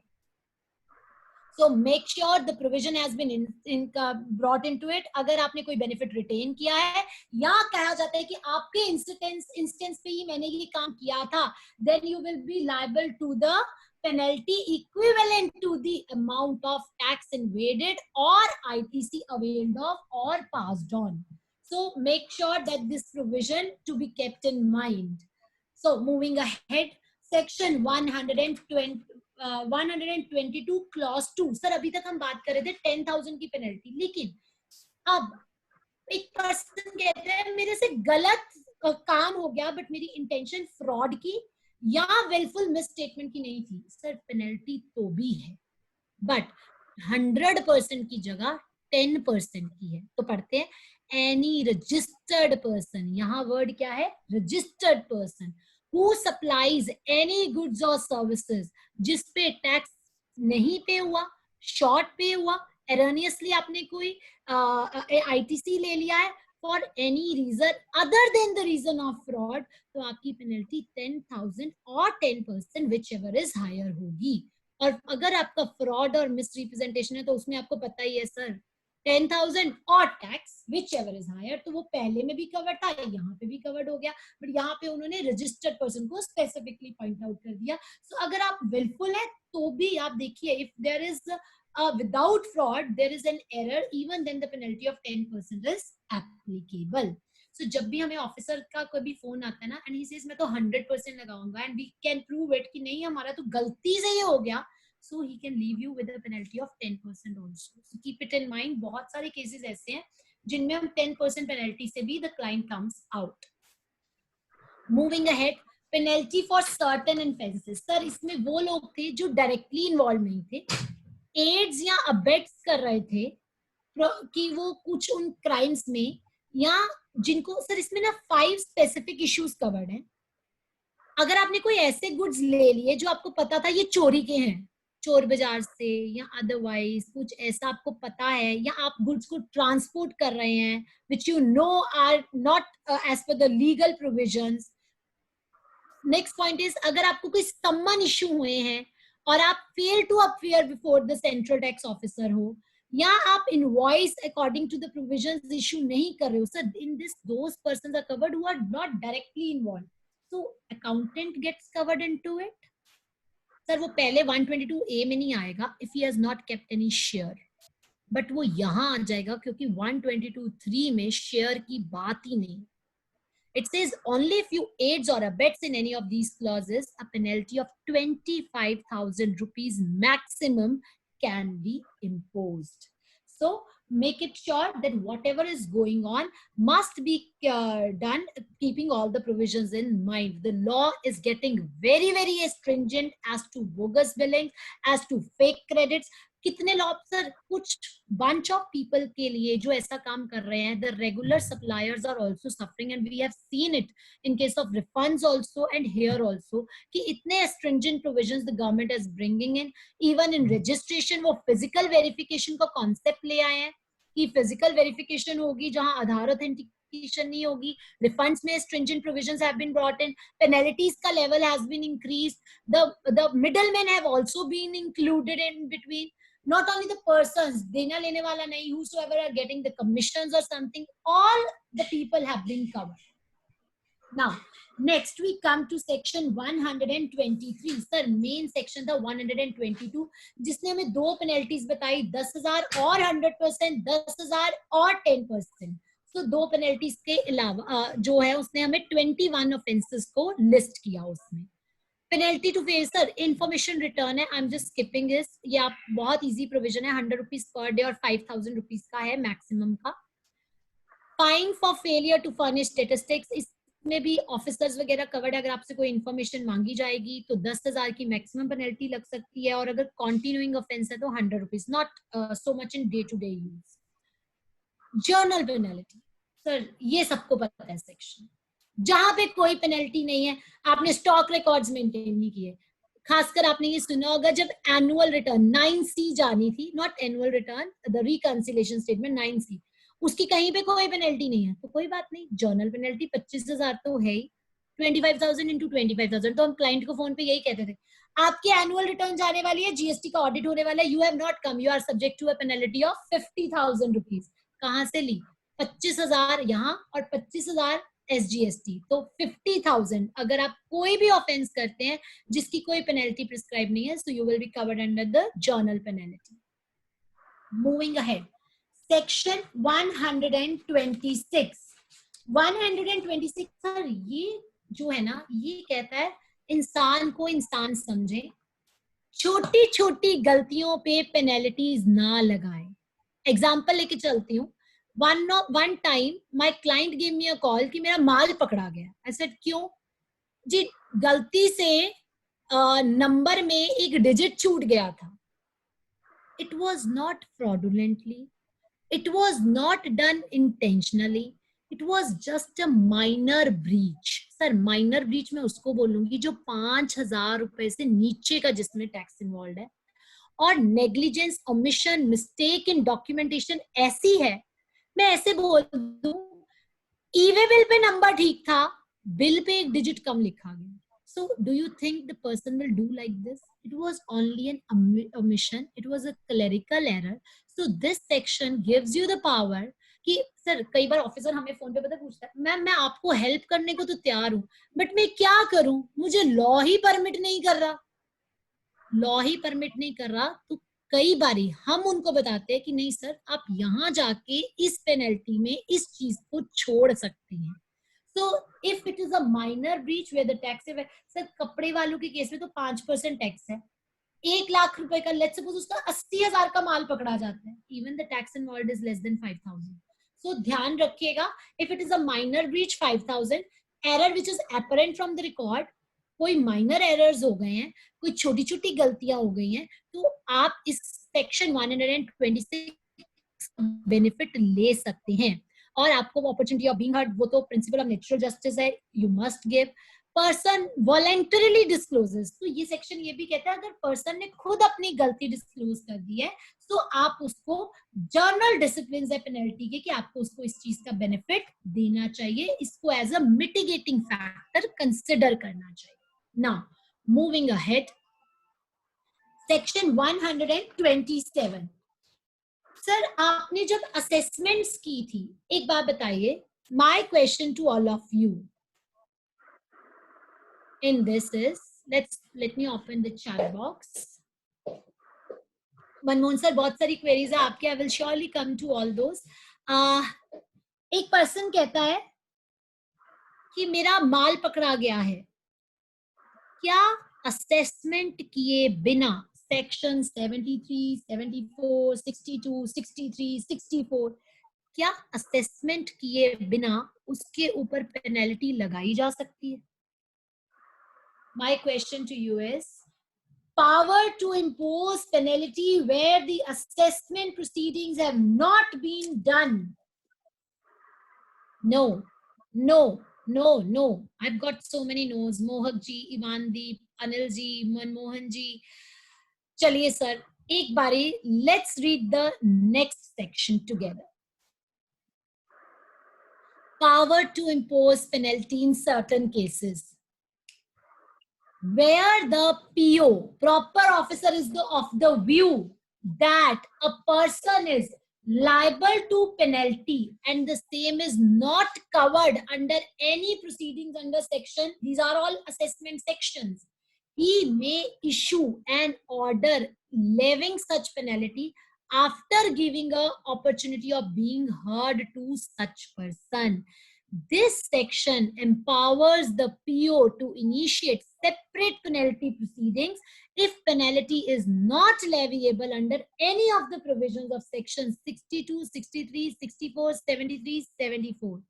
Penalties can be imposed even in case, please make it, penalties can be imposed even in case where no proceedings are open with regard to assessment, adjudication, detention, or confiscation after giving the opportunity of being heard. So I hope I could make the point. Section 127 gives the power that it can be done. It can be done even when the assessment is not covered into it. Penalty proceedings. Now moving ahead. Next point says section 128. Sir इसमें power दी गई है कि penalty late fee सबको wave किया जा सकता है, और इसमें तो बहुत सारी नोटिफिकेशन आई पिछले 2.5 साल में. It's going to be 3 years complete now after a month. Lots of जो ये है notifications have been issued under this waiver of penalty, fee or both. Now moving ahead, detention, seizure and release. Sir बहुत बहुत ज्यादा practically use होने वाला section, right? अब इसमें क्या है, let me read the law for you.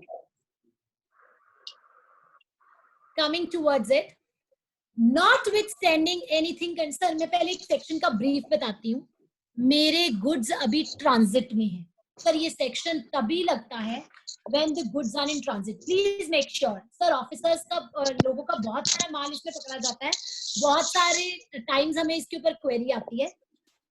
ये पेनल्टी इन एक्शन है, यानी this penalty can not be imposed once the movement is completed. इसमें मैं स्पेसिफिकली जजमेंट कोड भी करूंगी जिसमें आप देखोगे कि द गुड्स पहुंच गए, पता लगा ईवे के बिना थे, तो इस सेक्शन में कुछ नहीं किया जा सकता because goods have once reached.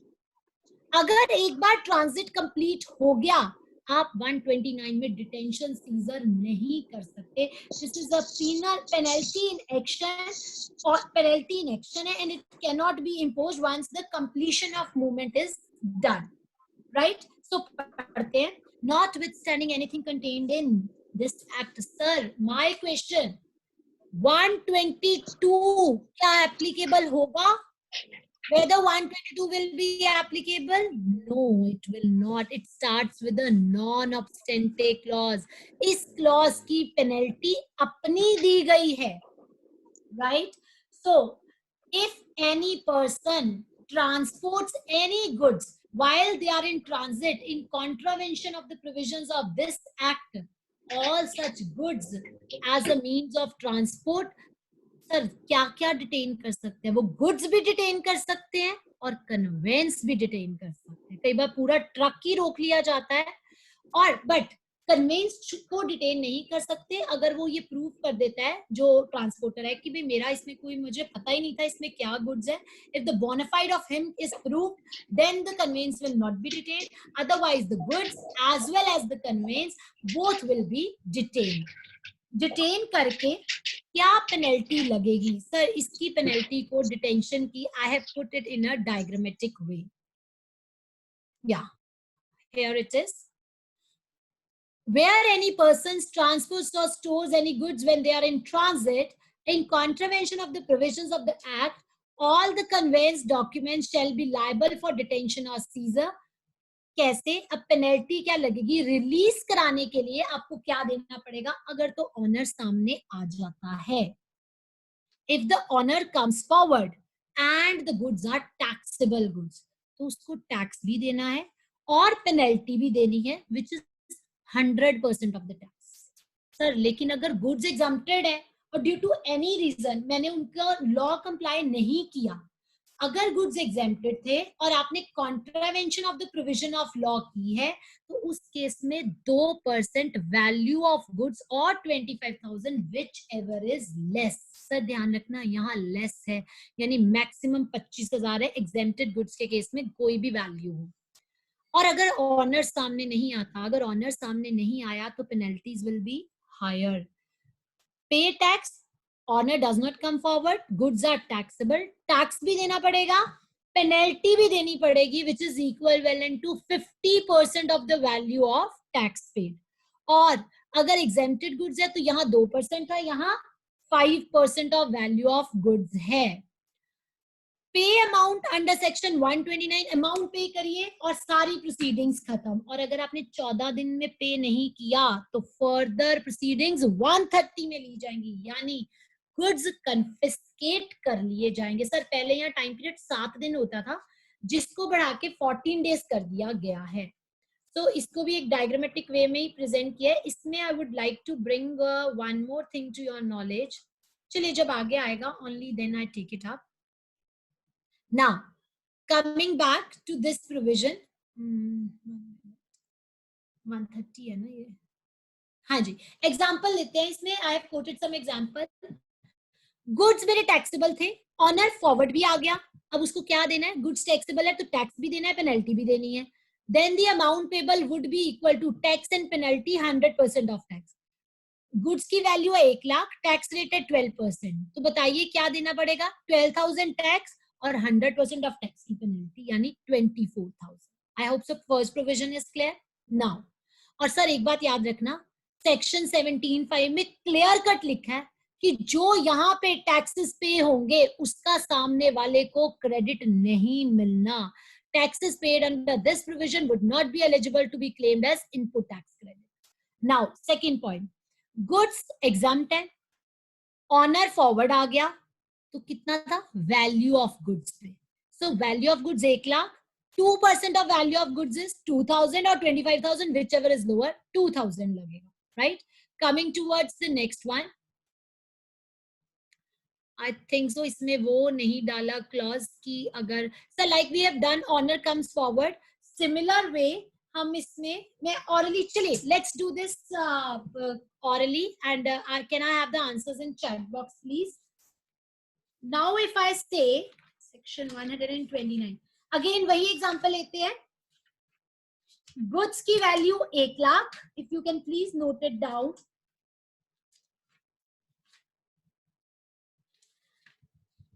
Let me frame it for you. Okay, goods की value 1 lakh and the owner, मैं प्रोविजन ही खोल देती हूँ. I just open it for you here. Owner does not come forward. 50% of value of tax, 50% penalty is equals to 50% of value of goods होना चाहिए. Sir, let me come to the law here.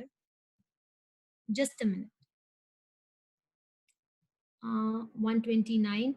It says provided that where the owner does not come forward on the payment of applicable tax and penalty equal to 50% of the value of goods reduced by the tax amount. Sir ये point बहुत बहुत important है. आपकी जो value of goods होगी उसमें से tax का अमाउंट लेस करके लेना है, right? So make sure that the amount has to be reduced. Let's come up with the example. 1 lakh के मेरे गुड्स थे. I am opening the chat box and will require answers from all of you. Owner does not come forward. हमारा case है 1 लाख के goods हैं. अगर goods taxable हैं और टैक्स रेट जो है वो मेरा 12% ही है as did, तो मुझे बताइए owner is not coming forward, what will be the amount? I got an answer 56,000. Pradeep ji, Gagandeep ji कहते हैं 44,000. ओके, चलिए let's do it together. The answer is incorrect. Sir goods की वैल्यू कितनी थी? 1 लाख. टैक्स का रेट कितना था? 12%. सर 12,000 टैक्स था उसमें. यस, 12,000 टैक्स था. सो टैक्स माइनस कर दीजिए. Now you calculated the penalty comes out to be 38,000. So 12,000 tax और 38,000 will be the penalty.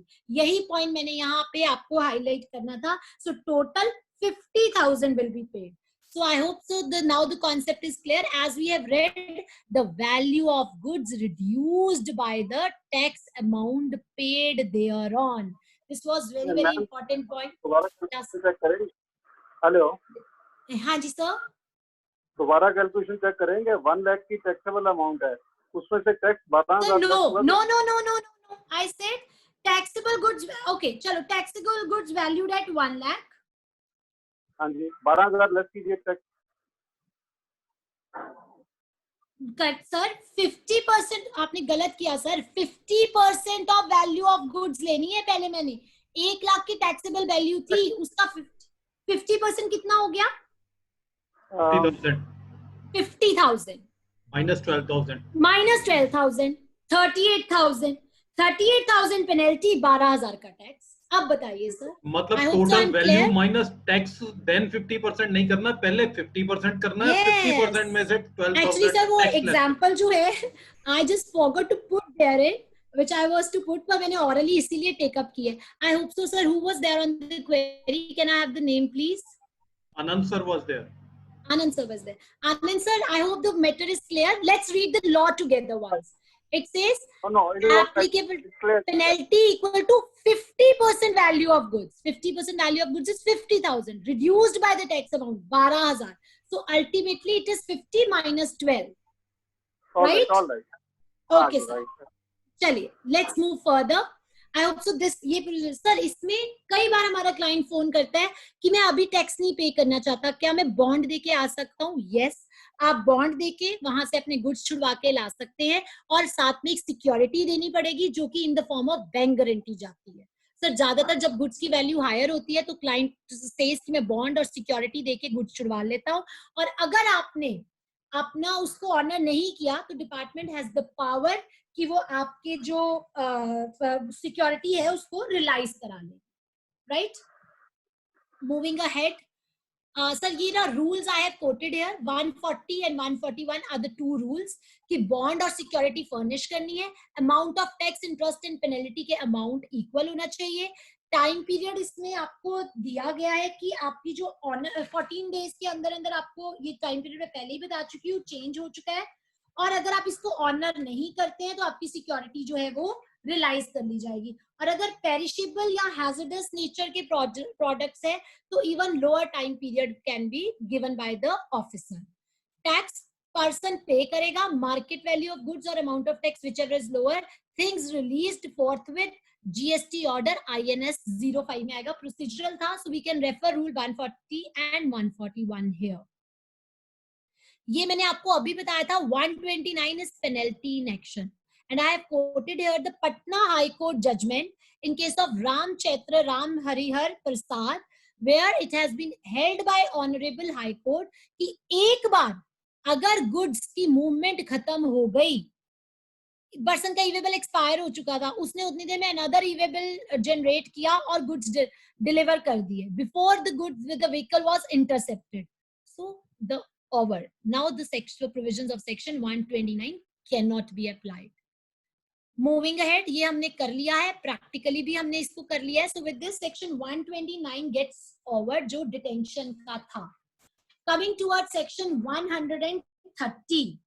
Sir 130 में 5 प्रिसाइज कॉजेस दिए गए. अभी अभी हमने पढ़ा 129 में अगर आपने 14 दिन में अपनी लायबिलिटी ऑनर नहीं की तो आपके गुड्स कंफिस्केट कर लेगा. 5 पॉइंट्स दिए गए हैं, ऑलमोस्ट सेम है जो हमने वहां पे किए थे, but here the intent is to evade tax. Supply किए गुड्स, प्रोविजन नहीं लगाए लॉ के, बट इंटेंशन थी इवेड करने की tax. Does not account for goods, आपने वो गुड्स अकाउंट फॉर नहीं किए. आप गुड्स सप्लाई कर रहे हो बिना रजिस्ट्रेशन अप्लाई किए.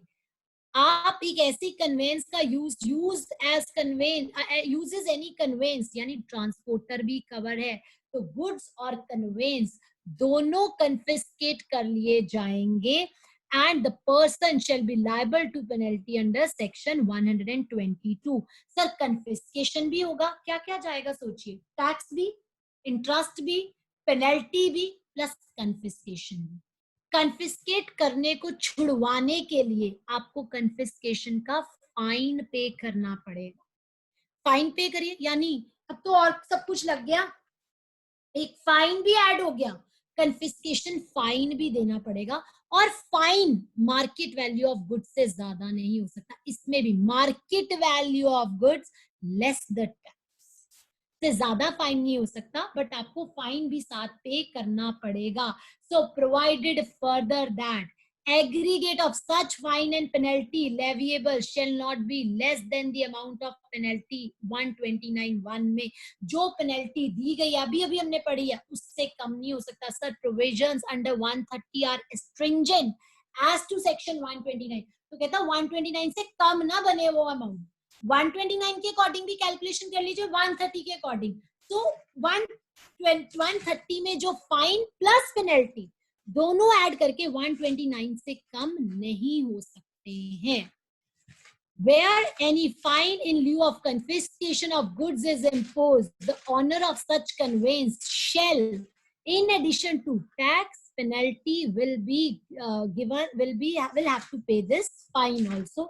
As already told, opportunity of being heard मिलनी ही मिलनी है. और जब ये गुड्स कन्फिस्केट हो जाते हैं, the title of such goods shall vest upon the government. वो जैसे चाहे इन गुड्स को डिस्पोज ऑफ कर सकती है. सर 3 मंथ्स का इसमें टाइम पीरियड है, बट अगर पेरिशेबल और हैजर्डस नेचर के होंगे तो जो कन्फिस्केटेड गुड्स है उसके लिए शॉर्टर टाइम पीरियड भी दिया जा सकता है. तो ये सेक्शन 130 को आई presented in the form of a diagram. 5 कॉन्ट्रावेंशंस हैं. अगर आप ये 5 कॉन्ट्रावेंशंस करते हैं, all goods or conveyance, आपको redemption fine पे करना पड़ेगा which will be equal to the market value. Penalty 129(1) से कम नहीं हो सकती. Redemption fine for conveyance minus tax payable on is tax payable on goods transported. एक बार ही confiscation हो गई, गवर्नमेंट में राइट वेस्ट कर जाएंगे, राइट. और डिस्पोजल ऑफ गुड्स और कन्वेंस 3 मंथ्स में कर दिया जाएगा. पेरिशेबल और हैजर्डस नेचर में ये कम होगा. So, coming towards the last section, section 133. Sir ये सिर्फ एडमिनिस्ट्रेटिव प्रोविजन है 131 जो कहता है कि भाई कन्फिस्केशन के केस में इंटरफेयर, दूसरी पनिशमेंट अलग और कन्फिस्केशन अलग.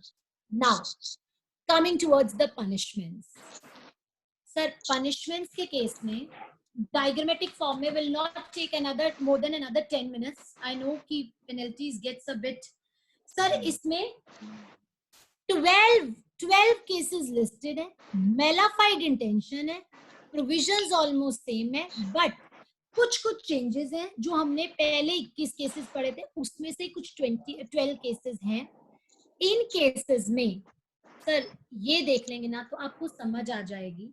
इसको देख लीजिए.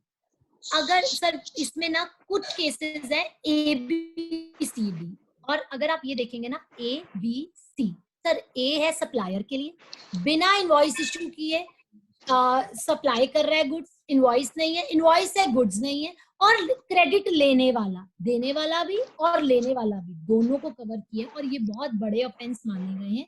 सर अगर इन ऑफेंसेस का 5 करोड़ से ज्यादा का इफेक्ट है, tax effect, tax not the value of the goods, तो पर्सन को 5 साल की मैक्सिमम सजा और फाइन होगा और ये एक नॉट बेलेबल ऑफेंस है। बट अगर ये 2 करोड़ से 5 करोड़ तक है तो 3 साल की सजा, अगेन टैक्स, और ये एक बेलेबल ऑफेंस है। बाकी सारे ऑफेंस बेलेबल हैं बट ये फर्स्ट वाला नॉट बेलेबल है। सो इसको एक डायग्रामेटिक फॉर्म में मैंने प्रेजेंट किया है। ए बी सी डी यानी हमने जो 12 केस पढ़े हैं, अगर ये 4 केस हैं प्लस 1 का मतलब है ये 1 यहाँ रोमन 1 होना चाहिए, 5 करोड़ से ऊपर है तो आपका ऑफेंस कॉग्निजेबल और नॉन बेलेबल होगा। So can I have what is a cognizable offense and what is a non-bailable offense? What is cognizable and a non-bailable offense?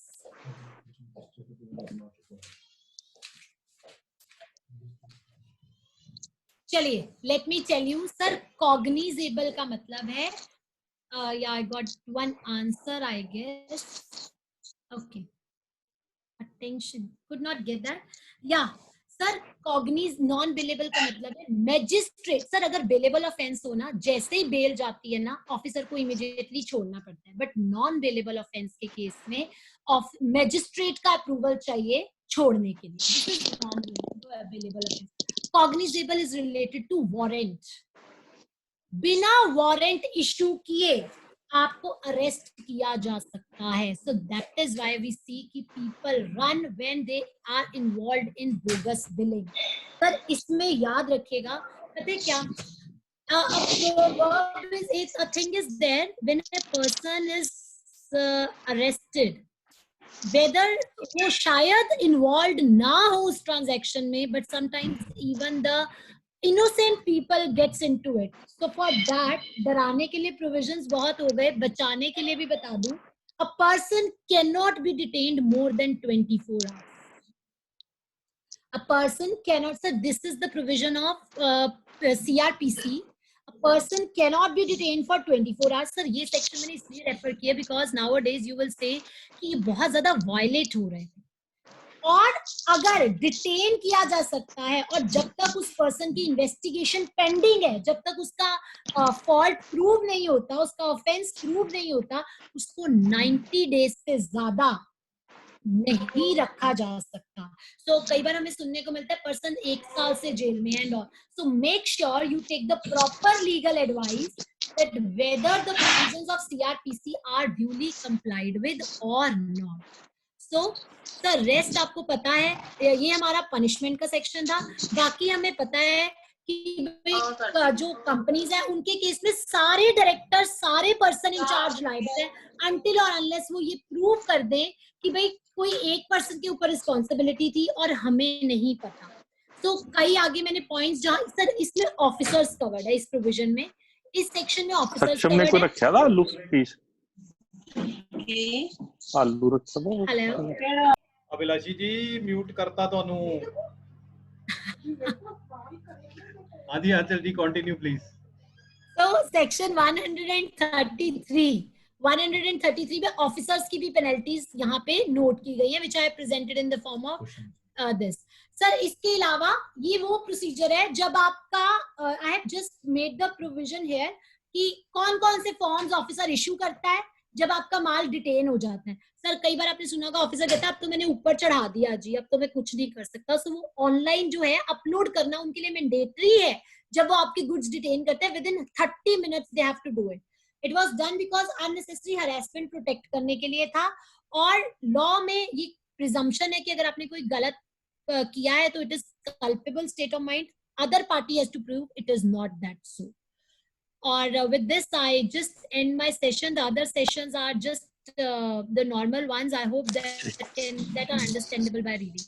So with this, I end my session and thank you for the patience. Madam 1 minute ना 127 में जाना दोबारा 127 जिसमें आपने बोला था ना कि पेनल्टी तो भी लगेगी, हम सबने आंसर दिया कि नहीं लगेगी। वो एग्जांपल कौन सी हो सकती है प्रैक्टिकल, कि अगर इतने सेक्शन है फिर भी कौन कैसे प्रैक्टिकली वो हमें पेनल्टी लगा सकते हैं अदर सेक्शन में ना जाके, जहाँ पे हम सबने आंसर नो दिया था।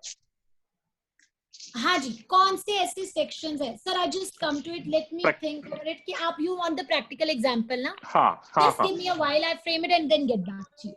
आपसे तब तक मुझसे दूसरी क्वेरीज पीयूष सर आप पूछ लीजिए। ठीक। Can I have a glass of water please? Just give me a while.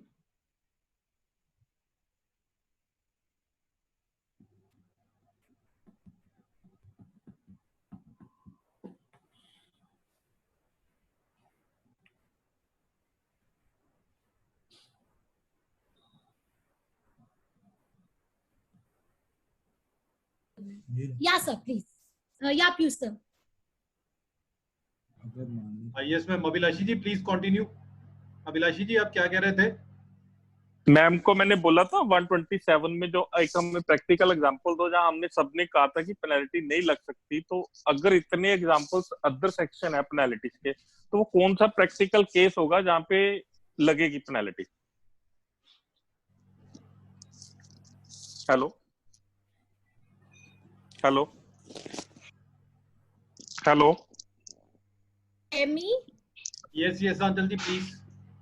हाँ जी, सर ने पूछा 127 सेक्शन की क्या एग्जांपल हो सकती है? Sir it is in the case of bogus billing also. For example I take an example, there is a kingpin जिसमें survey हुई, राइट? या तो in that case the ABC जो है, दीज आर द पर्संस जिन्होंने उनसे billing obtain करी है।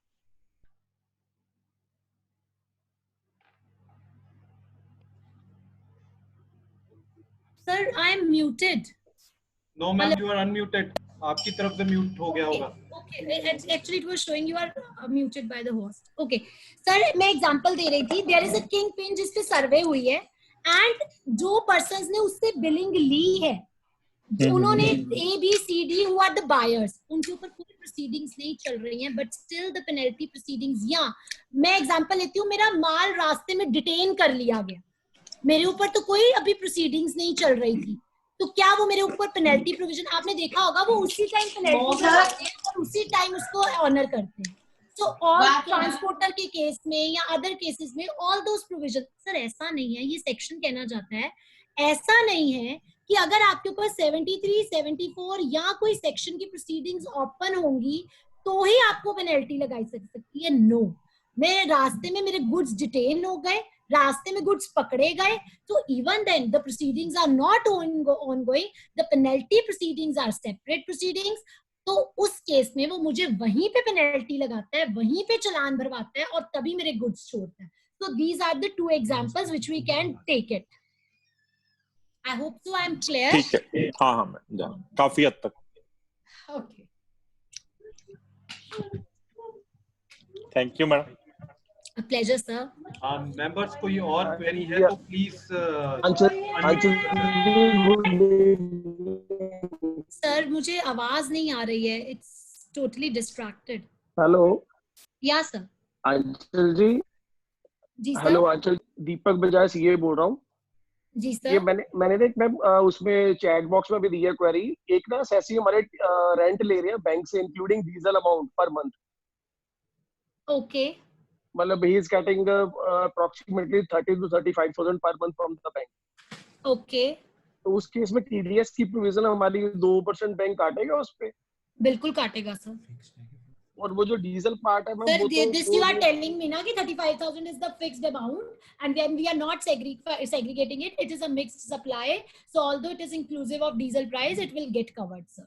But ma'am, अगर if we made an agreement separately with the, because diesel is a reimbursement amount, okay, and we are getting the rent every month. Sir, I already told you, if you are making it for a single price, then it will be. But if you can segregate it, you will get the benefit of non-supply. Then diesel is not covered and under GST, hence the amount which is given for the diesel will not be added into it. So ma'am, we have to make the separate bill. You have to mention both the things in the contract also and as well as in the bill also, sir. Okay. So we have to issue the 2 bill regarding the diesel and rent. 100%, sir, and do modify your agreement also to substantiate your point later on. Okay. Thank you, ma'am. Thank you. Madam, this is Manmohan Puri. Yeah, sir. मेरा एक question था कि अगर हमारी vehicle पकड़ी जाती है कहीं पे, हाँ जी, वो जो वहां पे जो ऑफिसर है वो उसकी वैल्यू कर सकता है उस व्हीकल में कितनी value amount with respect to over invoice? जी, क्या over the invoice valuation of goods? Valuation of goods, हाँ जी, he is to check the documentation only at that point.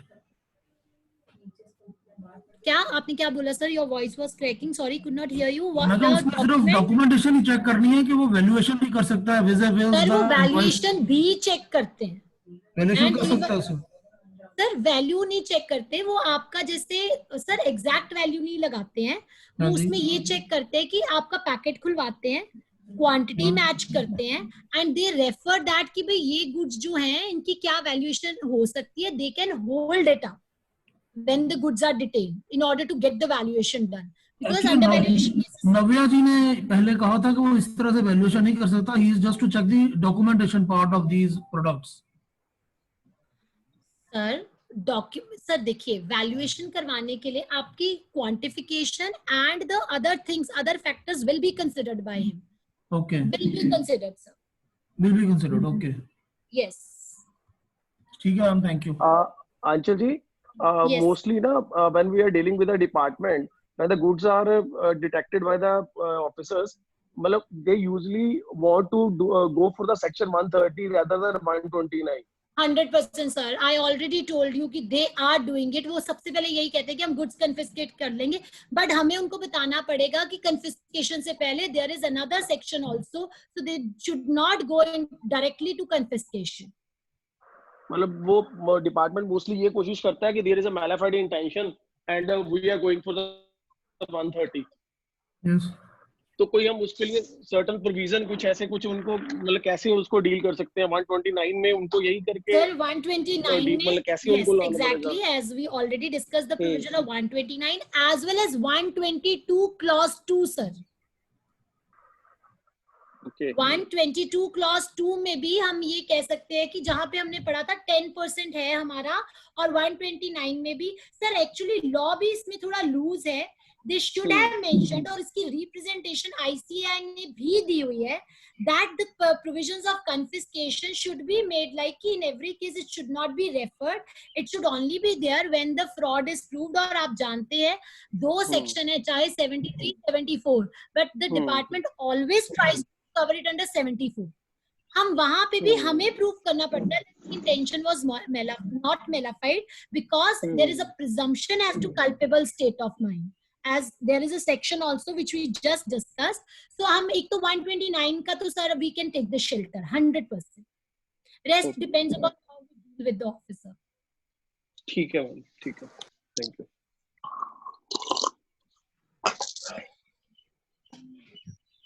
Thank you so much everyone.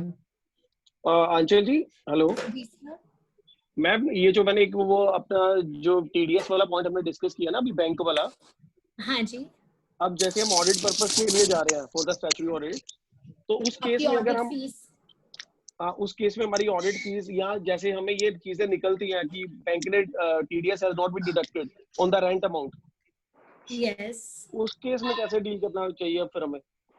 Sir हम उसको qualify करेंगे अपनी report को, वो टीडीएस नॉन डिडक्शन पे उसी भी करेंगे वो? सर वो इनकम टैक्स का टीडीएस नॉन डिडक्शन नहीं, जीएसटी का टीडीएस, जीएसटी का, yes. हाँ वही वाला जीएसटी वाला, जहाँ पे जो सर सारी बैंक्स में चेकिंग होनी है विद रिस्पेक्ट टू जीएसटी, और सर तो we have to consider it.